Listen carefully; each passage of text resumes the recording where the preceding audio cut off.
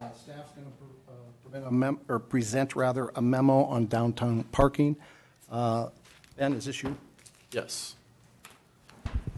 So part of the discussion item that we wanted to have at the workshop tonight related to downtown parking is, as the council would recall, during the discussion of the Victoria Flats project last fall, part of the ability or benefit to the city was the ability to capture some tax increment financing, about 25% of the total value of increment over a 25-year period.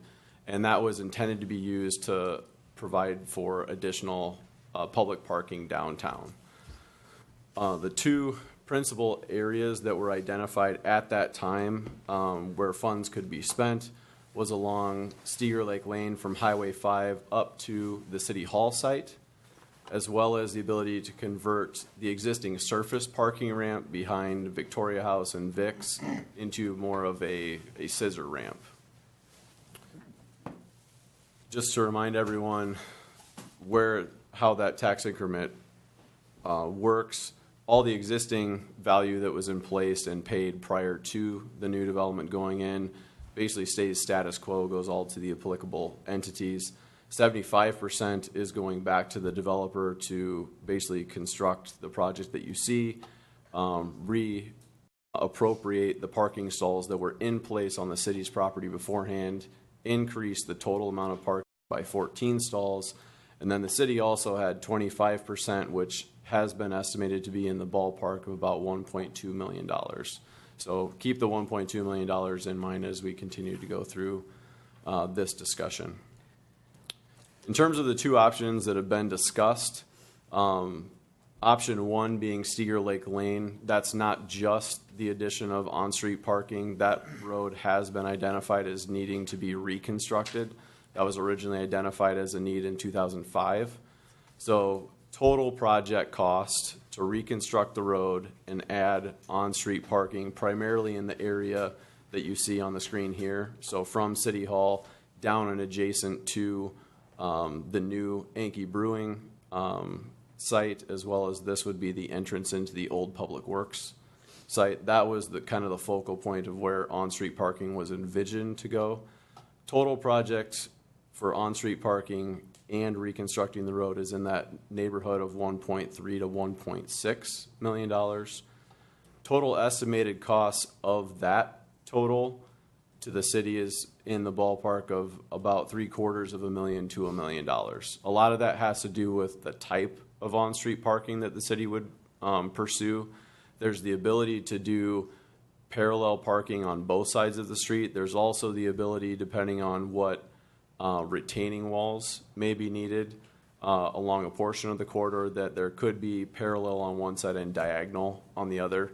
Certainly the ability to do a diagonal parking is just more paving costs because you can create more spaces over the same distance as doing parallel, but that is that range.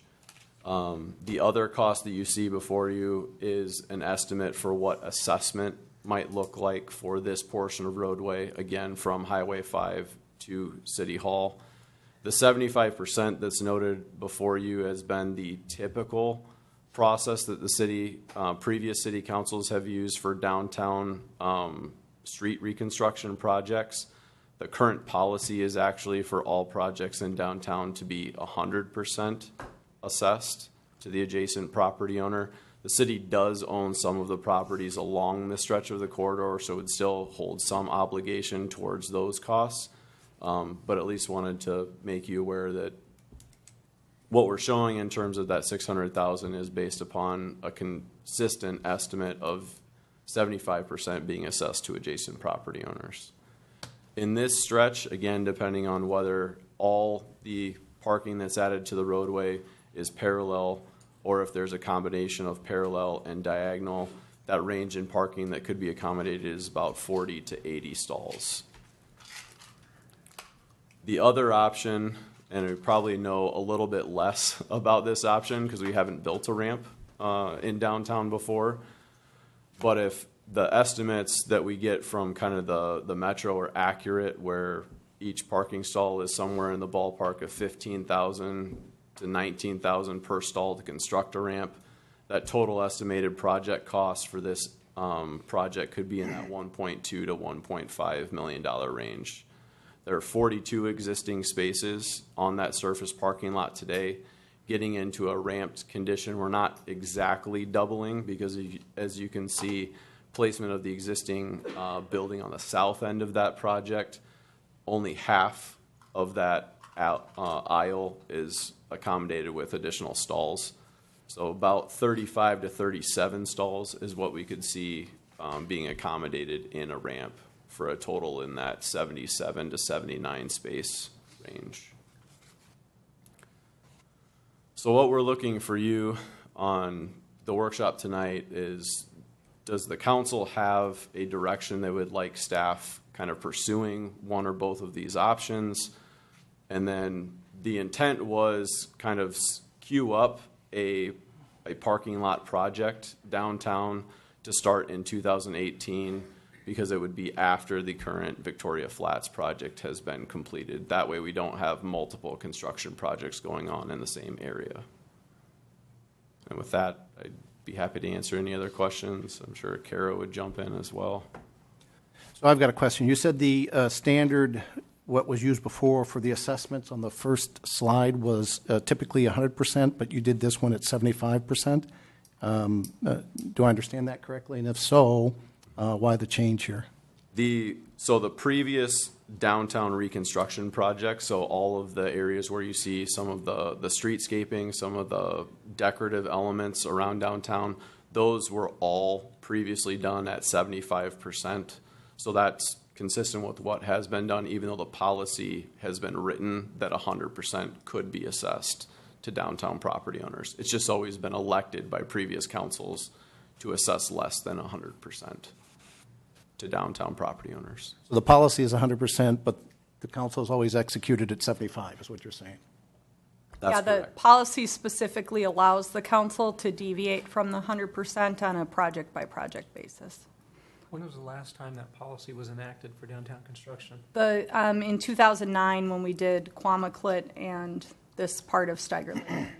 That would be something that would be vetted through. If you were to move forward, we'd be looking for, at a future council meeting, authorization for a feasibility study, and we'd be studying that in detail and presenting it to the council for feedback on how to apply that assessment policy on a specific project. So I have a second question. Is the TIF require us to, as the city, to use those funds for parking? It just needs to be improvements that are adjacent or contiguous with the property where that TIF is being generated.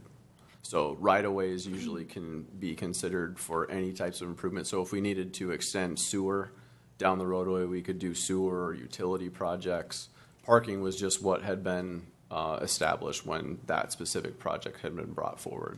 But let me elaborate on that. Some of the kinds of questions we've gotten are, could we use this money to shore up a fire department capital fund? No, that would not be an eligible expense. It needs to be a public improvement project.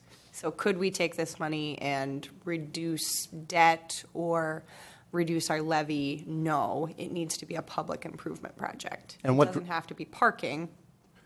So what drives that? TIF, state law governing TIF. Okay. And that improvement has to be within this particular TIF zone? Correct. It needs to Do we be have adjacent to the district. Okay. Do we have a map that shows the district? The district is just the one parcel It's just the single parcel where that. that was combined to make Victoria Flats.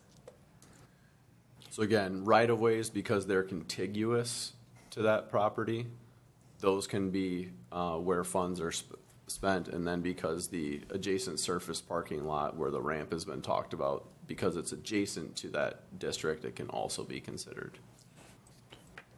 So we're locked in for the improvements that you show here. There's no other options where we could use that money for other infrastructure because it's not adjacent to the TIF, correct?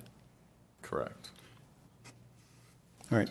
I'm excited about more parking, but the two choices need further elaboration. First of all, with the parking ramp, that wouldn't be a scissors ramp because you would go in top level at the south end of the street, and you would come out at the bottom level if you were on the bottom level at the north end of the street. So we wouldn't be wasting any space for ramps. Is that true? Right. So the type of ramp that we're talking about is not connected internally. Right, the Circulation ramps would within the ramps. happen Yeah. outside of that ramp itself, yes. Right. How big, how many additional stalls would be available if the current parking lot was extended over into Mr. Gannon's property? That number probably goes up quite a bit. I don't know that I've done math. It, Well, two things, and so we've talked about this as a part of the apartments construction and the original consideration is, what options are there and how, in my terms, dominoes, how does one domino trigger the next one with the next one? In my opinion, needing to address parking. And I'm trying to figure out, so how do you get the most bang for your buck in terms of investment for parking? I agree with the expansion along Steger Lake Lane, and that potentially causes other dominoes to fall instead of in terms of redevelopment of the properties down Steger Lake. What do we need to do? What would need to happen? And I look at that central location, if it was able to extend into Mr. Gannon's property, what would need to happen to have a lot of that size? What would we have to do? Is it certainly everything be, is for sale, given a price? certainly be a discussion with the property owner on Yeah. kind of what it would take to make that occur. So step one is obviously some sort of acquisition. The other part is figuring out then what type of project are we trying to accomplish? Is it just a surface parking lot, or are we trying to expand into greater capacity through some type of a structured ramp? Or could it be a two-phase process? It could be, Yeah. certainly. First step is flat, and the next step is scissors. And I guess that's what I look at it is go back to what do we get most bang for our buck for? I think I said that wrong. What is the most bang for our buck? And if we're going to do something with that parking lot, I think we need to look even longer term than just the surface area that's there and look at expanding to something that makes it viable for a larger business in the former Fresh Seasons or Victoria's Market area, because we know that has been brought up as the lack of parking there is a challenge, and having a large parking space there or parking ramp adjacent to that building makes that building more marketable.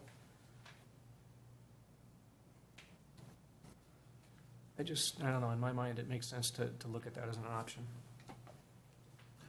I would agree of that Gannon property. I'm not sure what your contact has been with Mr. Gannon, if there's any opportunity is even looking, is it possible? Have you had conversations with Mr. Gannon? I've had conversations with Mr. Gannon, and I think he would project his position as being open to discuss, but not necessarily. He's obviously put a lot of personal investment into the space the way it is today, but he's at least willing to have a conversation. So with the amount of assessments that are happening on Steiger Lake Lane, that project does come in at less dollars. However, is that we've got a lot of road frontage on properties like the Haskin property, the Inky Brewery. Are those fair assessments? I know when we did reconstructed the roads along in Deer Run, we gave special accommodation to Deer Run. Is that correct? And would that be a similar situation with some of these larger road frontage properties? Do you want to talk about assessment? Sure. So the assessment policy that was used in the Deer Run project, it's the same policy, but we're applying a different portion of the policy. So for residential neighborhoods, we historically have assessed on a unit basis where each property is paying an equal amount regardless of their road frontage. In both the previous downtown projects, first in 2003 and then in 2009, We assessed on essentially a front foot basis, so based on frontage of roadway. Certainly, all of those things would be things we would want to be talking about and working through with the council and property owners during the development of a feasibility study for the project.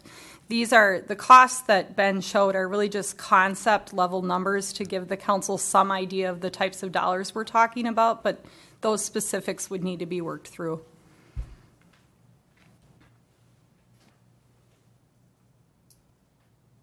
So when the golf course was assessed, was it assessed at the 75%, or was there a special accommodation made? So for neighborhood street reconstruction projects, the policy is 50%.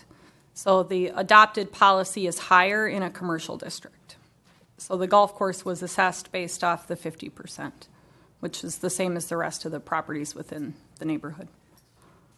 Certainly the council, under the policy, you could elect to assess at less percentage than was done previously. The advice we always give councils, though, is you want to just make sure you're trying to be fair and equitable across an area, and that would be something you'd want to look at when you have actual numbers in front of you instead of just guesstimates.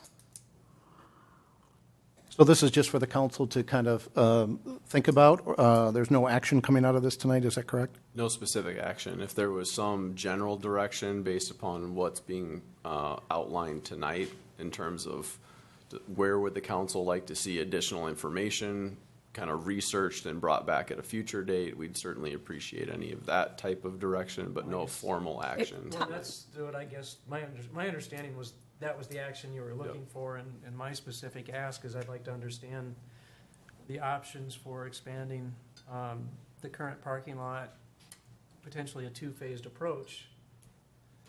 Just what does it mean? And The total number of spaces for each option, is it about the same? It is about the same, the only difference being in the ramp proposal that was discussed, we already have 42 spaces. We're only getting to about 77, 79. Right. In the case of Steiger Lake Lane, we have none in that corridor today. We think we could gain 35 through the ramp option as it is today with the property we have available. We could gain 40 to 80 through the Steiger Lake Lane option. So there is a significant difference in the parking that can Yeah, be the cost per, present. incremental cost per spot is a lot different. Yes.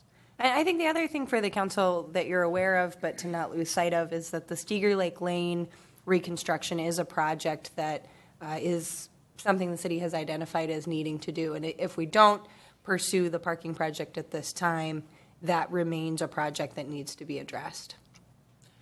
Well, and so to address your point there, we have had previous discussions about prioritizing Steiger Lake Lane as a result of the apartments going in. And if I was to offer my prioritization, I would continue along those lines, with the second priority being looking at expansion of the existing lot between Mr. Gannon's building and Vic's and the Vic House. Could much of Steiger Lake Lane get reconstructed as development happens? For instance, the Narkey building is for sale. If someone were to develop that, could we? It's difficult to redevelop or reconstruct a road in segments. Kara can get into the technical details, but that's the short answer. What we would envision is that as the parking that we're talking about adding is on the south side of Steiger Lake Lane, and as the properties on the north redevelop, we would envision that each property would add additional on-street parking to the north that would service their property. So we would be incorporating, I think, what you're getting at, that we should really be working in tandem with development. So the project costs that were identified, 1.35 to 1.75 million for Steiger Lake Lane reconstruction, is that comprehensive? It's the entire road and the parking Yes. And the utilities. and the utilities? And sidewalk. Yes. And a bouquet of flowers. The only other thing I think it's important to say, and I don't know if I heard Ben say this or not, if you want to do a 2018 project, I certainly can speak to the schedule for a road project. if we want to do a 2018 road project, we want to spend some time during the feasibility stage evaluating what our options are for assessments. That's something that needs to get started sooner than later. We'd want to be working towards a schedule where we were bidding early in 2018 so we could time that construction as we see best fit during the 2018 construction season. So that's another reason why we needed to bring it up tonight, because if that's something you want us to look at, we certainly could bring back an authorization for a feasibility study if we wanted to start working on understanding that project a little bit more. I personally think there's some sense of urgency here. The parking is a concern, but on the other hand, we need to see the numbers a little bit better. So we need both. We need more numbers and we need priority and action. So I'm agreeing with you, Mr. Vogt, and now that I've already given my priorities, I'm going to change it. The numbers that I think are important is to understand, all right, what is the TIF contribution available from a cash flow standpoint from the apartments? Mm-hmm. How much debt service can that drive, with previous estimates that have been offered to me being $60,000 to $75,000 a year drives $1 million in debts, the ability to service $1 million in investment. What is the cost of increasing the size of the current lot through a potential acquisition of Mr. Gannon's property as compared to the cost of expanding Steger Lake Lane? And just thinking through this right now, I'm going to bet that expanding the existing parking lot and keeping it flat is going to be less. We'll just have to include an estimate for what does that contribute to parking stalls? What's the net gain? I understand. I'm just from a Yep. pure outflow of cash. I'm thinking it's going to be less to focus on the existing lot. It's more centrally located to downtown, but again, how many parking spots does it get us? Would you see, Kara, doing Steger Lake Lane in competition with the road project for the year, one or the other, in terms of just bandwidth and ability to do two? The project types for what we have envisioned in the capital improvement plan for 2018 are different. That would be another street reclaim project. So those are relatively simple to design and administer. So certainly there's always value in combining projects when you can. This one just might be unique enough that we want to control the schedule separately from what the rest of the road project is. With those other road projects, we're pretty open about the way the contractors schedule them, where with something like this, we're going to want pretty tight controls over how the project would be constructed just to minimize impacts to landowners. What I think you said is we can do them both in 1 year, but we probably wouldn't try and tie them together in any way that, I mean, there's... That's my gut reaction, answering the question off the top of my head. And then I suppose beyond that, it becomes a budget question. Right. The earliest anything could start would have to be maybe this time in 18. Correct. As far as So- construction, correct. Correct. But in order to make that schedule, Yeah. we want to be rolling on a feasibility study as soon as possible. We don't want to When- be rushed through those phases You could because they're start it there, complicated. but that really messes up downtown with respect to the existing construction. It would probably be too late to start a project right now and start construction any earlier than next spring, just with the steps. With the possible exception of if you wanted to try to acquire the building, and Correct. if that's Sure. all, if that's Yeah. what If that's it all it was, acquire sure. the building and Knock it down. then pave it, that's Yep. lower Much simpler. impact. Yeah, okay. Two other questions. When is Victoria Flats scheduled to be completed? Right now, they are targeting an October date Of 17? of this year. Yes. All right. Second question, I don't think we can ignore the fact that, at least based on the feedback I've gotten from Victoria residents, there seems to be a lot of resistance and, in fact, outright opposition to building a parking garage in downtown. So I think we need to give the residents of Victoria time to look at this, get the word out, and allow them to provide this council feedback. before we take a course of action. So would love to be able to see more parking. I think everybody understands we have a parking problem downtown, but I just don't know if the residents would support us building a parking garage, and I think we need to hear from them before we decide. Is there a, Well, I guess I'm not suggesting we build a parking garage. I'm suggesting that we compare the two sites, the two potential projects, to understand if there is a benefit in just expanding it from a flat piece of pavement standpoint. Whether, I'm not prepared at this point to pursue a parking garage. And I think maybe the bigger, longer range, yes, potentially that could be rebuilt on that site if, going forward 10 years, whatever, down the road, something was needed there to that point. I also think that, everybody has in their mind a different idea or a different visual on what a parking garage means. Right. And I would want to try to get some sort of, elevation drawings, at some, whatever, manageable cost to give people an idea of what they're saying yes or no to. How difficult or how expensive would it be to get something like that? maybe talking couple $1,000 to get some kind of just a first blush rendering from someone that has built them before that can quickly put that together. To give people an idea of what it may look like? Mm-hmm. All right, I'm imagining that, based on the description, that the south end of that lot is pretty much at grade.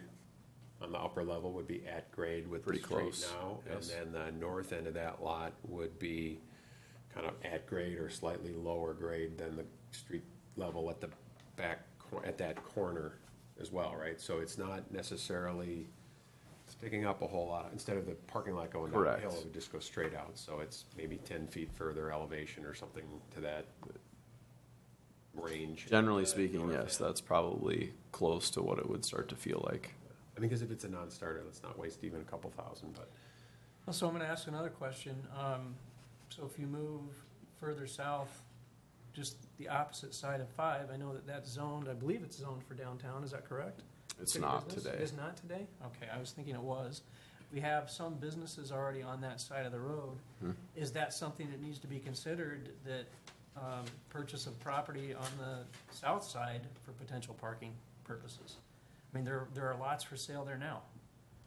Or there is a lot for sale there now, I believe. Certainly something to maybe consider, but again, referring back to the fund generation being No, it's not TIF adjacent. dollars, it's Sorry. not adjacent. Thank you. But certainly something long-term that could be evaluated. Thank you.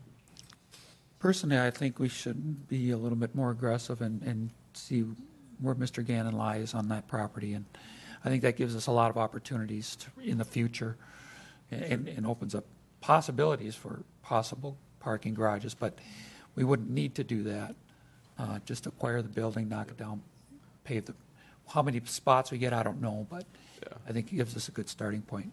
I would say as kind of a starting point from the feedback that's already been provided, in order for the city to be the most nimble, reconstructing and adding parking to Steger and looking at acquisition of the building, if our estimates are close, we might have the ability to budget that situation where it's just acquisition, potentially. But we can maybe come back with some of that information at a few. Isn't there a variable equation here? The parking that we would put where that scissors ramp would be, we need to get a better understanding of what might be where the creamery is. Sure. So, I mean, there's a lot of variables here. But parking is needed, and standing still is not a good idea. So I say get some numbers, and let's make some comparisons and keep moving. so it sounds like the consensus of the council is spend a minimum amount of money, get us maybe some drawings so that people can see what a parking ramp may look like, and flesh out each of these options so that the council can take a deeper look at it when we've got some more numbers. Is that, council, is that accurate? Mm-hmm. All right, does that give you the direction you need? Thank you. If I may, before we move on, every once in a while, persistent rumors reach my desk, and I'd like to take the opportunity to say publicly, no member of this council, the past council, or staff has ever contemplated acquiring the Victoria House or Vic's Bar and Grill for additional parking. Thank you. That's a, a rumor that we just can't seem to quash over at Vic's. I don't know exactly where it came from, unless talking about Gannon's building got people turned around. But that's never been on the table. I think it's a terrible idea, and it's not something we're talking about. I think you should also reiterate that the parking that's part of the project across the street, both the additional street parking as well as the parking in the lot, what it is, how much it is, and that is before we start talking about doing anything on Steger. Sure, it's a little bit easier to see what that surface lot will look like now that it's under construction, but we retained the 37 stalls that we had in that surface lot that are available for public parking. There's additional parking in that surface lot that's dedicated to the building, and then we are gaining 14 stalls in on-street parking. So that project picks up 14 stalls when it reopens, and this is above and beyond that. Okay, the on-street parking would be up the side of the building on Quamaclet, plus Oh. maybe in front here, Yes. okay? 6 along Steger, 10 along Quamaclet. Is it Which also, don't exist today. Correct. And those will be going in this fall? Yes. Early fall. is it also worth stating on the, kind of on the same theme as about Vic's and Victoria House, that we've never contemplated condemning or taking by any other means than a cooperative buy-sell arrangement any land? Yes. Okay, anything else? Laura, you want to introduce the next? Yes, tonight I have a development proposal for you. I'll let Ben give most of the details. What I'll say is that development ideas are tricky because what we're talking to you about tonight is just an idea. It always looks like more work has been done and more is known than is known when we start putting things on paper. But we first met Tim Nichols and Julie Blakey. Thank you, Julie Murray, last year when they were here to talk to us about a proposal for the creamery site. And we really enjoyed working with them through that process. That project didn't end up moving forward, but we've appreciated being able to stay engaged and keep brainstorming on ideas of how we can meet the goals of the city and the city council. And so I really appreciate them being here, staying engaged for this long, and I'm looking forward to having Ben and Tim and Julie show you some of the ideas that are before you. So selfishly, I'll get to steal probably a little bit of the thunder of introducing the project. But as we've typically done with proposals that involve city-owned property, we try to get them in front of the council early, just because we are, in this circumstance, a property owner. So our hat's a little bit different than just viewing a concept that would be proposed on someone else's private property. So tonight, as we get into the concept, we're really trying to get a good feel from the council's level of interest based upon what is presented tonight. So similar to what we do almost in a sketch plat, just some general reaction. If you have questions about things, certainly Tim and Julie will be able to answer some of those. But in general, just from what you're seeing, it's not like this is the only time you're going to get to consider this type of proposal. But they do want some pretty good feedback on at least the types of elements that are incorporated in it. Certainly because we are a property owner, this proposal does involve the development team acquiring all of the city's property.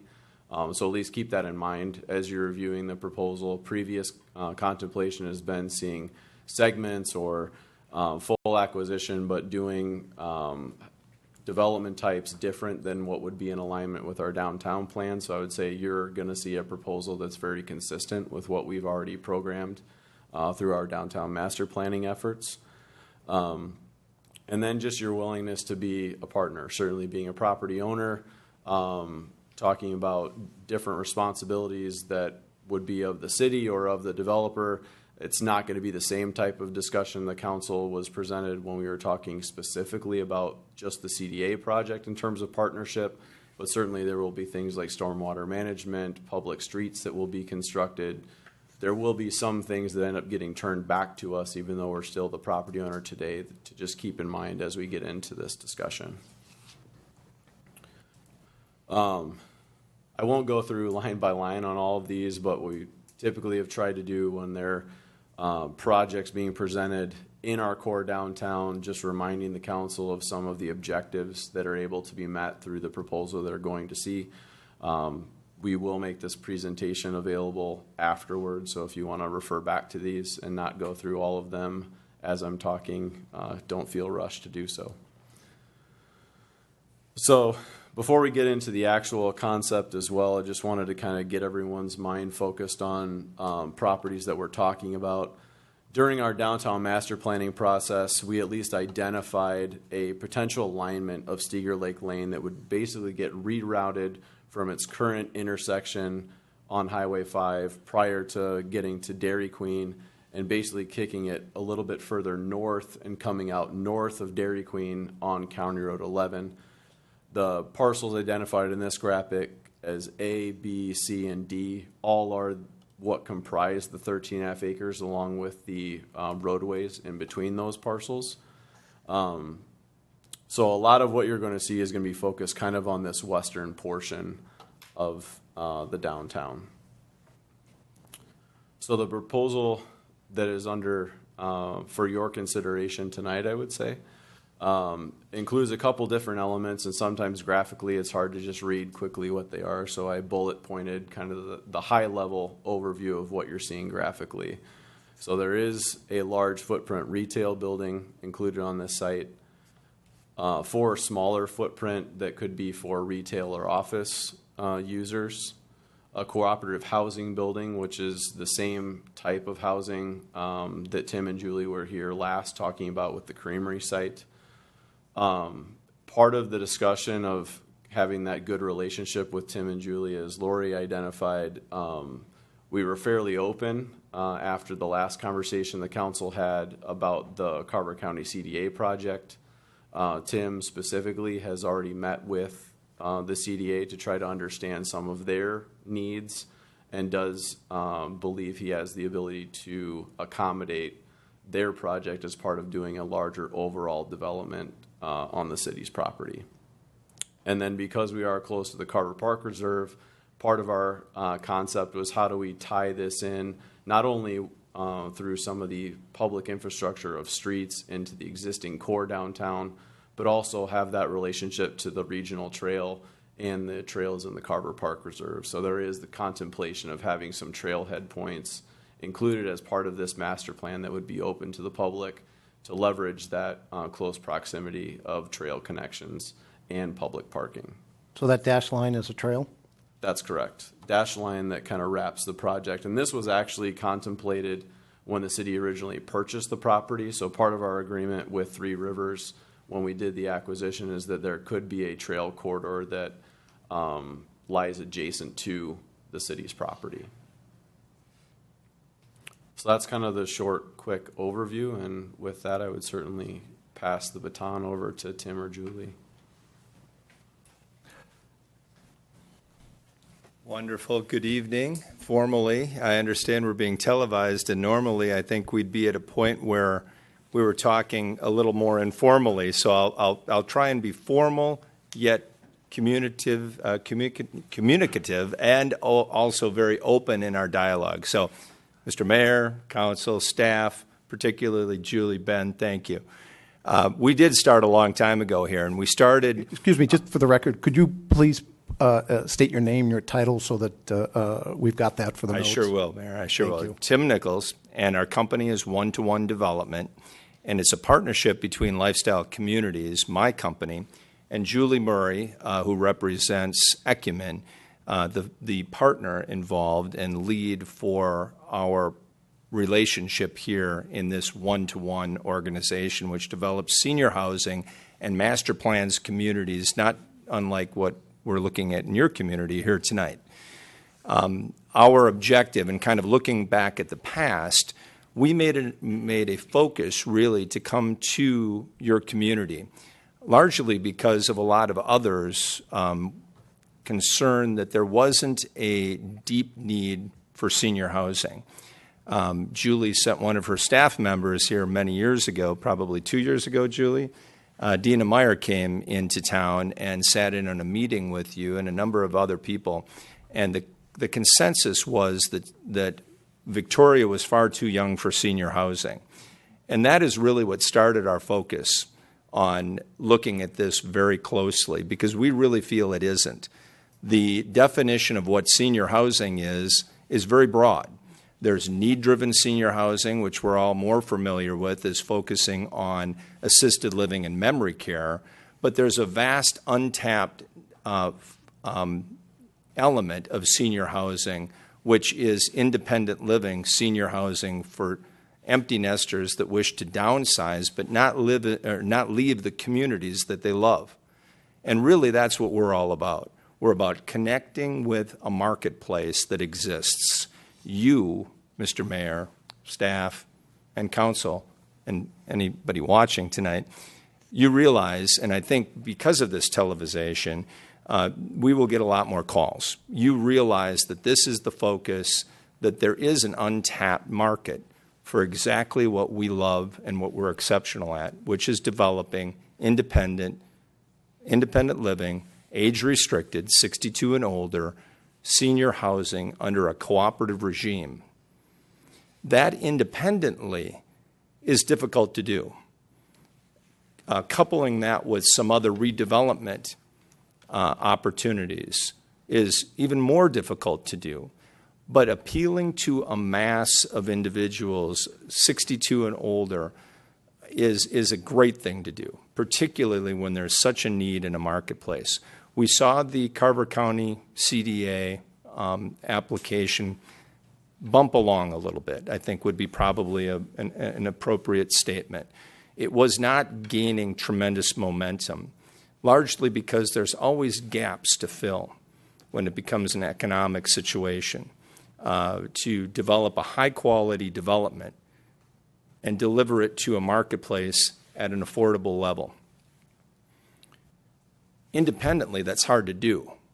Collectively, we thought if we have our goals focused on potentially serving a niche in your community for people that want to stay here but don't need their large homes anymore because they don't need the fourth, fifth, and third bedroom, as the case might be, but don't want to leave the community, they really have no option but rental. And to 95+% of our consumers that have moved into cooperatives that I and we have developed, over 28 buildings in the metro area with the Gramercy, Summerhill, and Zvago name brands on them under cooperative housing, those people don't move just anywhere. They just move to our communities. That's the right product for them in that marketplace. So knowing full well we've got a juggernaut of people that are interested in our senior housing cooperative communities, our thought was, could we look at our options in your community? And we've done so. We've looked at the Einke Brewery site, as we've talked about before, as Ben has been so good to introduce. We sat and deliberated on the same things you're deliberating about downtown parking and how we would negatively impact that downtown parking. We couldn't be successful on that Einke Brewery site because we felt we didn't add something beneficial to the community, but we took something away, parking spaces. Then we looked at other alternatives in downtown. And then we said, if the only way we can pull this off is by bringing together, and I mean pull this off in really creating a dynamic housing alternative for a diverse group of people within our age cohorts, which we know very, very well. How can we do that? And the city brought up the opportunity of at least considering the property that we're considering here under the proposal, or at least discussion, if you will, tonight. And it was a big undertaking. We felt we had to do a few things. We had to take a marketplace that would work with a 45 to 50 unit cooperative housing development and add something more to it. What could that be? To us, looking at a synergy among product type would be a great thing. Broadening senior housing development to accommodate not just the cooperative ownership model, but the affordable rental model through the CDA might be a good idea. Adding to that an opportunity of looking at what didn't work in Victoria and focusing on why. Not just that it didn't, but why didn't it work? Why didn't the market in downtown Victoria work? It didn't work, we were told by a lot of professionals that just do boutique grocers all over the country. Didn't work because parking is not good enough. There's not enough parking. And again, if we were going to be a deterrent to that parking situation and decrease the amount of available stalls, we wouldn't be helping bring a grocer into downtown. But if the grocer isn't going to work in downtown, and if Victoria really needs a grocer and wants a grocer, a boutique grocer, might that not be another opportunity for us to appeal to? Might we look for other boutique retail that seems to work? Maybe a restaurant, maybe some office space. That's where we started. And honestly, with the attention that your staff has helped us give this, leaving an open door for discussion and bringing us at least the forum to come here with you tonight, that brings us to a really unique position. And it's one that this is what Ecumen, one-to-one lifestyle communities are all about. If we can bring something together to make something work, use our talents and our passion, I don't think there's anything we can't do with an open mayor, council, and staff. With that being said, we've got two boutique grocers that would like to be here, but they don't want to be in your old grocer location. Parking is horrible, period. We've got a cooperative housing developer, we stand in front of you, that we know can be successful with your help. We've got a dynamic Carver County CDA who wants to be here with a juggernaut of people that are just like the individuals that maybe have a little bit more money that can afford co-ops. Their heart and their mind are the same. They maybe don't have as much money. Socially, they fit in the fabric of the community wonderfully. We think that extension of senior housing to fulfill a broader niche of housing within that 62-plus age cohort would be wonderful, overlooking Steiger Lake. Connective to the parking, to the walking paths. Not impacting the parking because we have underground parking in both of these buildings. An effective plan that economically makes sense. The CDA, through our association and our co-development, can drive down prices, we can get better contracts, and they can save money and not impact negatively this project requiring other resources that they just don't have available. The addition of a boutique grocer is this juggernaut of people is important to them. The broader Victoria marketplace is very important to them as well. Visibility and parking, hugely important to them, which they get from this plan that we've outlined here tonight. So the retail, the commercial, the additional restaurant, again, we're not proposing we're going to start this construction. We don't own your land, and we clearly don't own the private property that is owned in the location where it depicts a restaurant. But I've reached out to the property owner and said, we're interested in potentially talking to you. This is an exercise, again, to echo Ben's points. This is not an exercise in a conclusion. This is an exercise in a dialogue to get it right. And we're happy to do so. So the people that are watching tonight, I fear that if somebody watches on television, sees this happening, that they'll think this is too far advanced. Typically, in a workshop scenario, we're talking with our sleeves rolled up on a table with you guys. So I don't want the populace to believe that this is so far along that they don't have a say. Just the opposite. We want the community to have a say.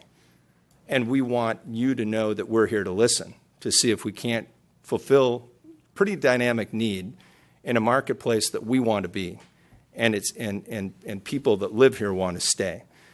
The elements of affordable housing are wonderful, especially done right, and we would do that. We have met with Allison and Julie Frick at the CDA. My relationship with them goes back, with Julie particularly, goes back very far.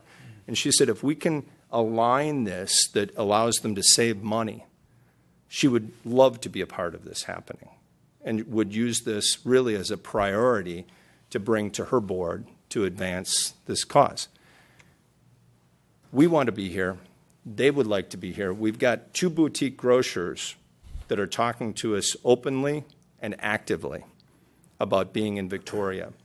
We think that this sort of development, done as a focus with intention, can the elements of this can add to the speed of execution, where you get it all done as opposed to piecemeal it, and we can do it in a fashion that saves everybody money, which benefits at the end of the game the consumers and the taxpayers. I don't know if I could go on for 20 more minutes, probably could, but I know I could answer any questions that any of you might have, and I would like to reserve just a minute or two to have Julie Murray, who is executive at Ecumen, and really the pulse between the partnership that makes us great, kind of conclude. So with that, I'll answer any questions, and I'll ask Julie to come up and recap. Julie, if you don't mind, if you'd come up and give us just a quick overview and your role. Unfortunately, we're very short on time. We've got a council meeting that starts in 10 minutes, so we're going to have to cut this pretty short here. Fair enough. No problem. My name is Julie Murray, and I'm a resident of Victoria. I've lived here 11 years. I've been on the Victoria Senior Commission, was on the commission for, I think, 2 or 3 years. I'm actually chaired that commission prior to it being Victoria for a Lifetime. And at that time, because of my position with Ecumen, I'm the Chief Business Development Officer and SVP of Sales and Marketing.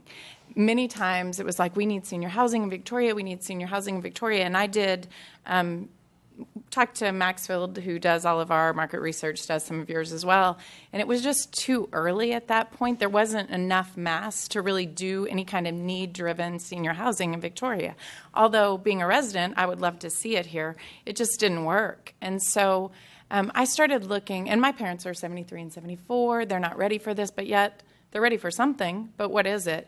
So I started looking at what are the alternatives, started working with Tim on another project in 2010 and 11, and did 2 large developments in Maplewood and Apple Valley, kind of created our relationship, which then started looking at his previous work, which was cooperative housing, which was ownership housing. That's how I got involved in this.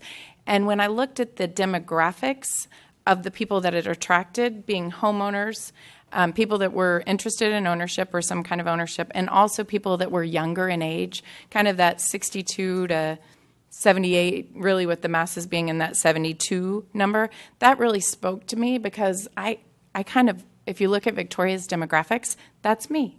I'm 48 years old. I've lived here for 11 years. I have 2 kids. My parents are in their early 70s. Everyone knows what I do, and people ask me all the time, when are you going to get senior housing in Victoria? My parents live on the lake in Minnetonka. They'd like to live closer to the grandkids. How can we get this here? So I'm kind of trying to put it all together for not only me, but for the city. And I think that this answers a lot of the things that we need here. I definitely want a grocery store, probably more than most because of the 2 kids and the full-time job and everything else. But I also understand that there is a concern and a need for affordable housing in Victoria. And this answers that as well. If we look at the, just bringing this together, and I think about when we talk about parking issues in downtown, we have a compact downtown. We need to stretch our downtown.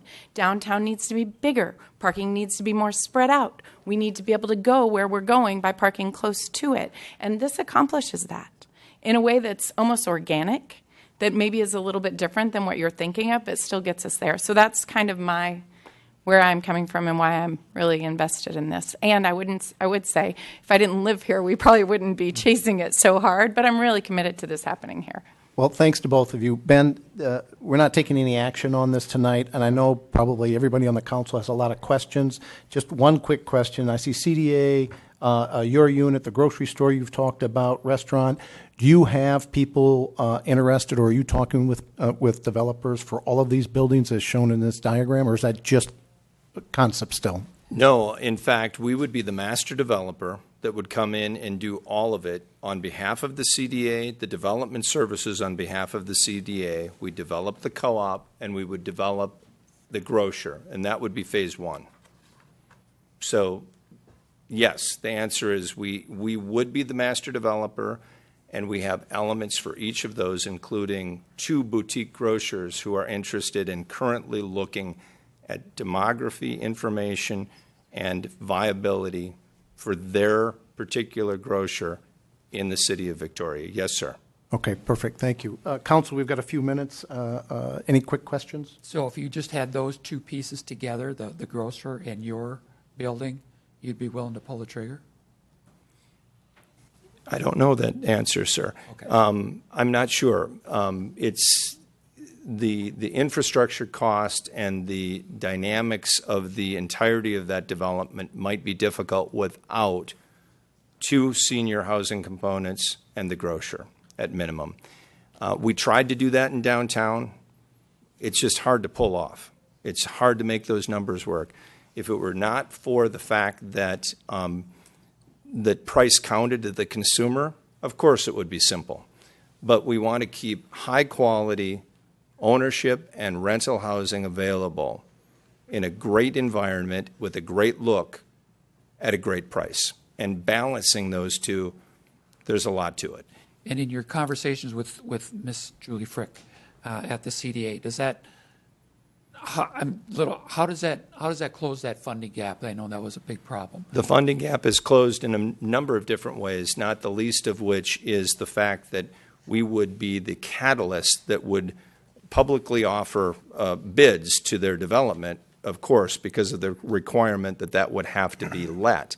However, that the reality of that mass of construction happening at one time very well could drive the overall development budget down significantly, offering cost savings that would be allocated towards the affordable housing. So lower construction costs, probably. Both. All of the above. I mean, the dynamics of a multifaceted development will drive construction cost, overhead cost, infrastructure costs down. It's the thing that will make it feasible, in my belief. Mayor, Council, if I may, we've gone, Tim and Julie and staff have gone to some pretty great lengths to get this in front of you as soon as possible in this evening. You're not under any obligation to adjourn the workshop at a specific time. Obviously, we're being televised. If you want to continue the conversation, you're welcome to. Otherwise, if you'd like to add this as an item to new business, that would be an option too. I just have a quick question. So you've been in discussions, you've made some assumptions on land cost, you've made some assumptions on the infrastructure, the streets and the sewers and that sort of thing. You dialogued about this to you have a total investment of 35 to 45 million. Is that based on something? Based on great question. Based on the real Now, you're numbers asking that me are to here. give an advertisement for our most recent deal, and I will happily do that. Zavago is the brand name of our cooperative housing communities, and we have one that just got today its certificate of occupancy a week early, I must say. Week early from what we anticipated when we started construction a year ago. It's on time, it's on budget, and it's sold. We have 2 units available for occupancy, so anybody that wants to move in should. But the reality is those successes are what we make and why we make them. And the focus really is, from that perspective, we are using all of our talent, which exceeds $2.5 billion worth of multifamily housing that I've been involved in, 150 years literally of acumen, a lot of talent that came into play to utilize that information to develop what we're looking at in front of you. And quite honestly, one of the big items is we would install the infrastructure, and we can do it at a cost that is much less expensive than what the city would have to let as a public contract, even paying prevailing wages. So we can do what we do really well, and that will help this all happen. That's one of the elements, sir. There's many elements that add together to make it happen. And I'm not here to tell you either that we have all of the pieces put together. I'm just telling you that the vision that we have is that we have looked out into the future, and we're turning around and looking back at where we've been. And I think we know how to get from here to there. We know the relationships count with cities, municipalities, with staff, with council, with the mayor, and we're willing to roll our sleeves up and work hard. So, Ben, what would be the typical next step here? I think in general, just because tonight is a concept, almost to Mr. Voigt's question, looking for have we gotten into the fine grained details of a deal? No. Really, from where we are, Tim and Julie have worked really hard to get this concept put together. So looking at a reaction before we get into the full weeds of like how does this financially work at a final level. So tonight, getting some level of just initial reaction on, do you agree that the vision that they've put together is what you want to see there? Because if not, they obviously have other projects they could go try to master. And I think it's only fair that tonight it's kind of a, do you feel like they're close? Are they 90%? They're 80%? You want to see this, that, or the other change a little bit? I think that's the forum that we were trying to present tonight, was the ability to get an initial reaction. And Ben, I once said we were lovers, not fighters. We're not here to fight City Hall. If you want us, we'll come, and if you don't, we'll do Plan B in another community, honestly. So, for a moment, if I can speak for the council, my assumption is everyone in the council would like to learn more information. We're short on time tonight. We have a full agenda. I'd like to have a chance to learn more details, but I just don't think it's conducive given to our timeline tonight. So I would like to, if the council doesn't I'll object. speak for myself. I am in favor of getting into the weeds. Thank you. And I'll reiterate also that I think, conceptually, this is very well aligned with the high-level strategic goals that this council set 3+ years ago. And, it contains the key elements, and I would love to get down into the weeds and start seeing some numbers. So I think it's Bring on the numbers. I'm as well. I'm want excited numbers. about it, and anxious to I learn can more say about that it. we're looking forward to working with you. I will say, Mr. Mayor, we will be here at your direction. Staff has been phenomenal to work with, and it'll be easy to remember most of the council members' names. So, As many of you are Tom, I see. so Julie pointed that out, by the way. That's not my joke. You got a memory like an elephant. Yeah. since everybody on the council wants to learn more and see the numbers, if you would work with Ben, we'll find a time to get this on the calendar where we can explore this, where we have more time. We'll take your lead, and we appreciate the time tonight very much so. We were here before, and we started with the goal of finishing. We'd like to finish with this opportunity. So thank you very, very much. Perfect. Thank you for your time. Lori, real quick, is this the development that you wanted me to sign the NDA for before we talked about it? You asked for a specific name of a potential partner that I was not at liberty to disclose, and we did request an NDA if you wanted access to that information. Yeah, did we ever get an NDA? We did not. All right, we'll take that offline. We're going to take a short 5-minute break, and then we'll start the council session. Thanks for the time. Thanks, everybody. Thank you. Thank you very much. So, Ben, you're a gentleman to work with. Thank you. Appreciate it.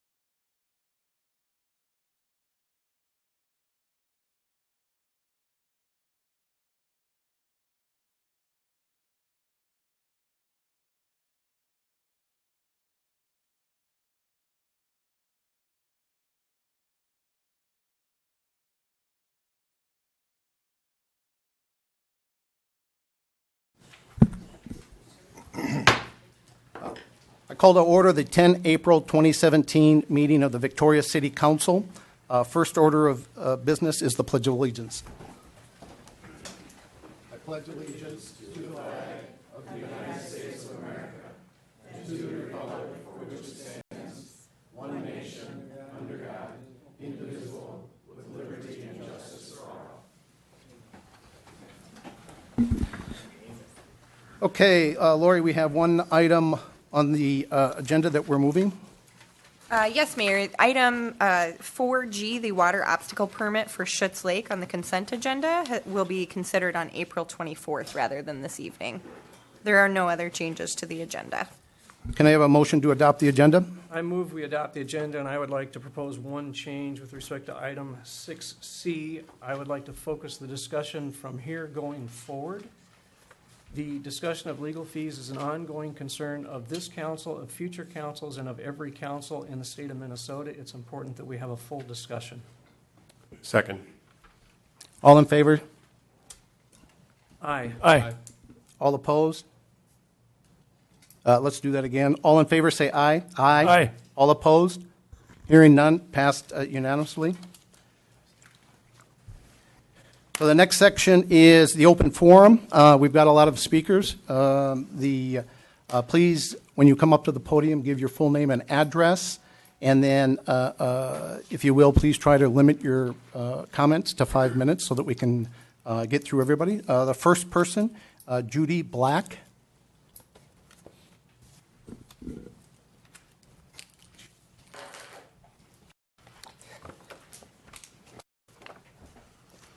Hi, my name is Judy Black. I live at 1938 Woodstone Drive, and I just wanted to talk about the lawsuit that's going on. On March 14th, Mr. Lawrence Gooby, who was one of the plaintiffs in the Funk versus O'Connor lawsuit, posted a comment on the Nextdoor app writing, "City officials spending public dollars for personal defense." And he attached a PDF of the March 2017 letter to Vos, our city attorney, and Hokanen, our city manager, from plaintiff's attorney Kildo, arguing they should not be paying attorney's fees for the defense of officials who were found guilty of OML violations. I have since learned that the letters to Vos and Hokanen have escalated to the point of threatening suit against them personally as well. But that topic is for another day. The post I'm referring to created quite a bit of response from residents, including myself, asking what was going on. Wasn't the trial over? Didn't the plaintiffs win? Didn't the defendants pay their fines and all has moved on? The answer was a resounding no. Turns out the plaintiffs, Funk et al., were not happy with the court's decision, decided to challenge the district court's findings, and filed an appeal, which was granted. I was told the defendants, O'Connor et al., were denied their appeal with no explanation. I soon found out the court had no choice but to deny the defendants, O'Connor et al., appeal because, for some reason, the defendant's attorney had them pay their fines and did not reserve their right to appeal. Shaking my head on that one. So comments went back and forth on the Nextdoor app online for several days with many residents asking that this end. I asked what would it take for this to end. I asked if we got a petition together to show how people felt, would that help? No answer. Then on March 16th, 2017, Mr. Tim Amundson private messaged me on the Nextdoor app, expressing how he understood my feelings and at one time was trying to negotiate a truce and settlement for the good of the city.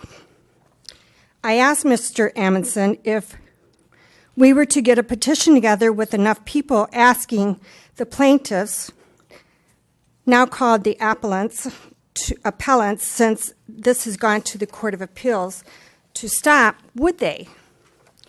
He said he doubted it, but would ask. He also mentioned that This all started when council didn't listen to them on issues in their neighborhood, and then everything escalated from there. Then on March 19th, Mr. Amundson wrote back to me, and I quote, "I followed up with the mayor regarding the lawsuit. The gist of it is that you folks can get all the signatures you want. The lawsuit is moving on." Mr. Amundson also expressed that he was thinking about speaking to the council on conflicts and transparency and how he wished both parties would get out of the courts and negotiate. I agreed and said negotiations would be ideal. I also asked if he knew what it would take to drop the appeal. His answer was no hope for dropping. Even if the two sitting council members resign, they will keep going. Mr. Mayor, you of all people should be able to understand how disheartened I felt reading those comments, realizing I had no voice. The people have no voice. That you and the other plaintiffs are not stopping for anything. Isn't this the very reason all this started? Because you weren't being heard? Quite a different reality than what was promised during your campaign when the Chan villager quoted you as saying, "I care about this city, I care about transparency, and I care about meaningful public input." Mr. Mayor, your loyalty should lie with what's best for all of the people of Victoria now that you are an elected official. Isn't that why you ran for office? Isn't that why all of you ran for office? I'm not here to argue the merits of the case on either side tonight. I'm here to ask all who are involved to end this for the good of our community and the reputation of our city. I'm asking that you put your differences aside and work together to make Victoria the best city in Minnesota to live in. It can be done with your help. By the way, I realize that a petition has no legal merit in this instance. However, I believe it will make a difference when it's time to vote again. So I will be drafting that petition and asking for all parties concerned to pull this matter out of the courts and find a resolution to this matter and put an end to this dark chapter in Victoria's history. I'll check in with you next week. Thank you. Okay, next up, Jen Mulvihill. I'm sorry, I didn't get that right. Mulvihill. Thank you. Hello, I'm Jen Mulvihill, and I live at 5720 Marsh Lake Road.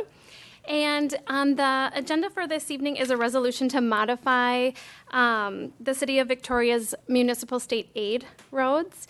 And included in the changes that are going to be voted on by the council tonight are a segment of Red Fox Drive, a segment of Martingale Lane, which is a road that is not yet built, and then that connects to a half-mile segment of Marsh Lake Road, which connects to Victoria Drive.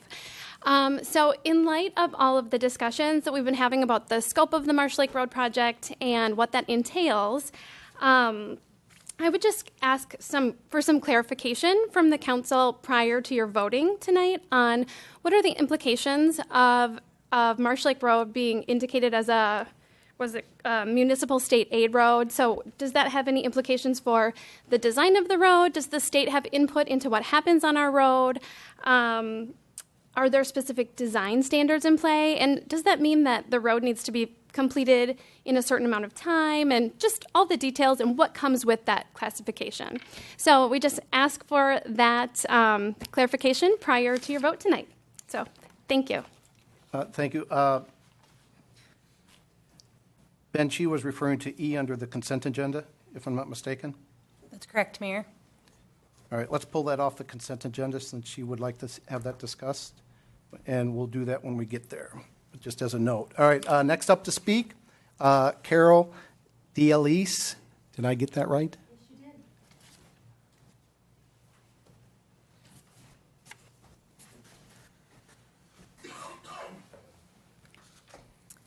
Good evening. I reside at 8320 Roy Street. I have lived in Victoria for 5.5 years, and I am currently beginning a second term on the Victoria for a Lifetime Committee. Thank you for the time to speak tonight. I would like to address transparency and personal agendas. My background includes 35 years in education, including elementary teaching, principal, adjunct professor at the university at St. Mary's in their master's program in education, and finally 12 years as an educational consultant for a publishing company based in Boston, traveling to schools in D.C., Chicago, Minneapolis, and other large metro areas, providing professional development. I mention my background because in all those areas, arenas in education, I frequently came across folks with personal agendas that impacted the work of the group or team and or the community. In attending the January council meeting, the discussion of the use of taping the meetings was a major topic. It became transparent to me that this was a personal agenda for Mr. Funk. The rest of the council was hesitant about the use of the tapes, but after being badgered by Mr. Funk, the council slumped back in their seats and reluctantly agreed to use the use of the tapes in the meetings. One of the final statements made by Mr. Funk was that led me to believe that this was on his personal agenda was, "I don't have time to attend all the meetings." So upon hearing this statement, it became transparent to me that this was his personal agenda, not something being requested by the elusive them or they, as he used as a part of his argument for the taping of the meetings. In one of the February council meetings, it became very clear that Mr. Funk wanted the bills that were paid in defense of the council members and the previous mayor be reimbursed to the city by those members. Ms. Hokanen, city manager, and Mr. Voss, city attorney, made it clear that Lori, as city manager, was well within her authority to write those checks. It became apparent that this was another personal agenda, since so much time was spent discussing back and forth with the city attorney why the city manager could write those checks, and the city of Victoria had decided to have a city manager govern, and on for almost 40 minutes. As the speaker said in the March meeting, a judge had decided in your favor, but you just can't let things go. From my perspective, you have this personal agenda, and so much time of our council meetings are spent on personal agendas rather than moving our city forward. In our March meeting, while listening to people present their applications for committees, I was thinking what talented folks we have in our community to offer up their time for service. Then, Mr. Funk, you made a comment when it was time to vote. You turned to the Councilman Striegel to your left and said, "Well, you'll probably not vote for," and you listed 3 applicants who you wanted on the committees, in which Councilman Striegel responded, "Don't assume how I will vote. I don't keep track of your social life." That comment of yours made it transparent that you had a personal agenda to handpick your own folks to be on the committee or committees. Mr. Funk, you have only been in office 3 months, and in every meeting it has been transparent that a personal agenda is present. It is also present by the frequent use of the pronoun I, made reference in the council meeting of January.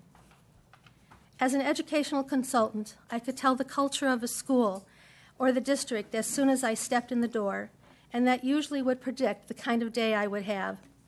That tone is set by the principal or superintendent and how they treat the people they work with and their vision. Same is said for our city. What kind of tone does a personal agenda set? Does it bring a city together with a common vision and goals? Or does it divide folks?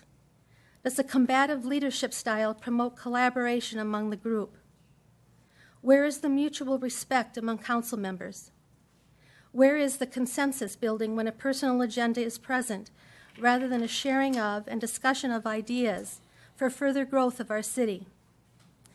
The city of Victoria needs a grocery store and is looking to bring senior housing to our community and expand other areas of our downtown. But what companies or businesses are going to want to work with us with the culture we are presenting right now? Mr. Funk, I ask that you take time to self-reflect and see if this job of mayor is really one that you want.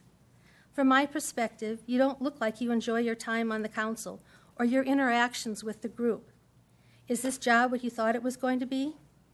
Can you attend all the meetings, or do you want to listen to them on tape? Do you want to insist on bringing personal agendas to the meetings?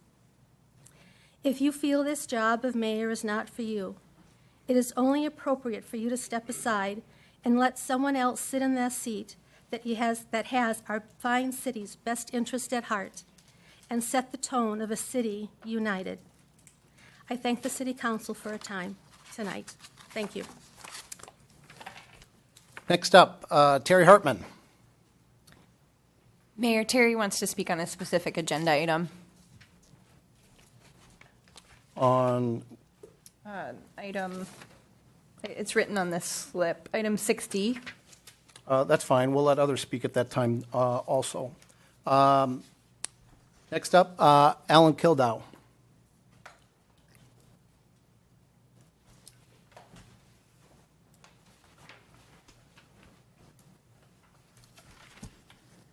Mr. Mayor, members of the council, legal counsel for the city, and all those who are in the audience tonight. My name is Alan Kildow, K-I-L-D-O-W, and I am a lawyer with the law firm of Briggs & Morgan. And for the past approximately 3 years, I've represented the plaintiffs in this suit relating to violations of the open meeting law.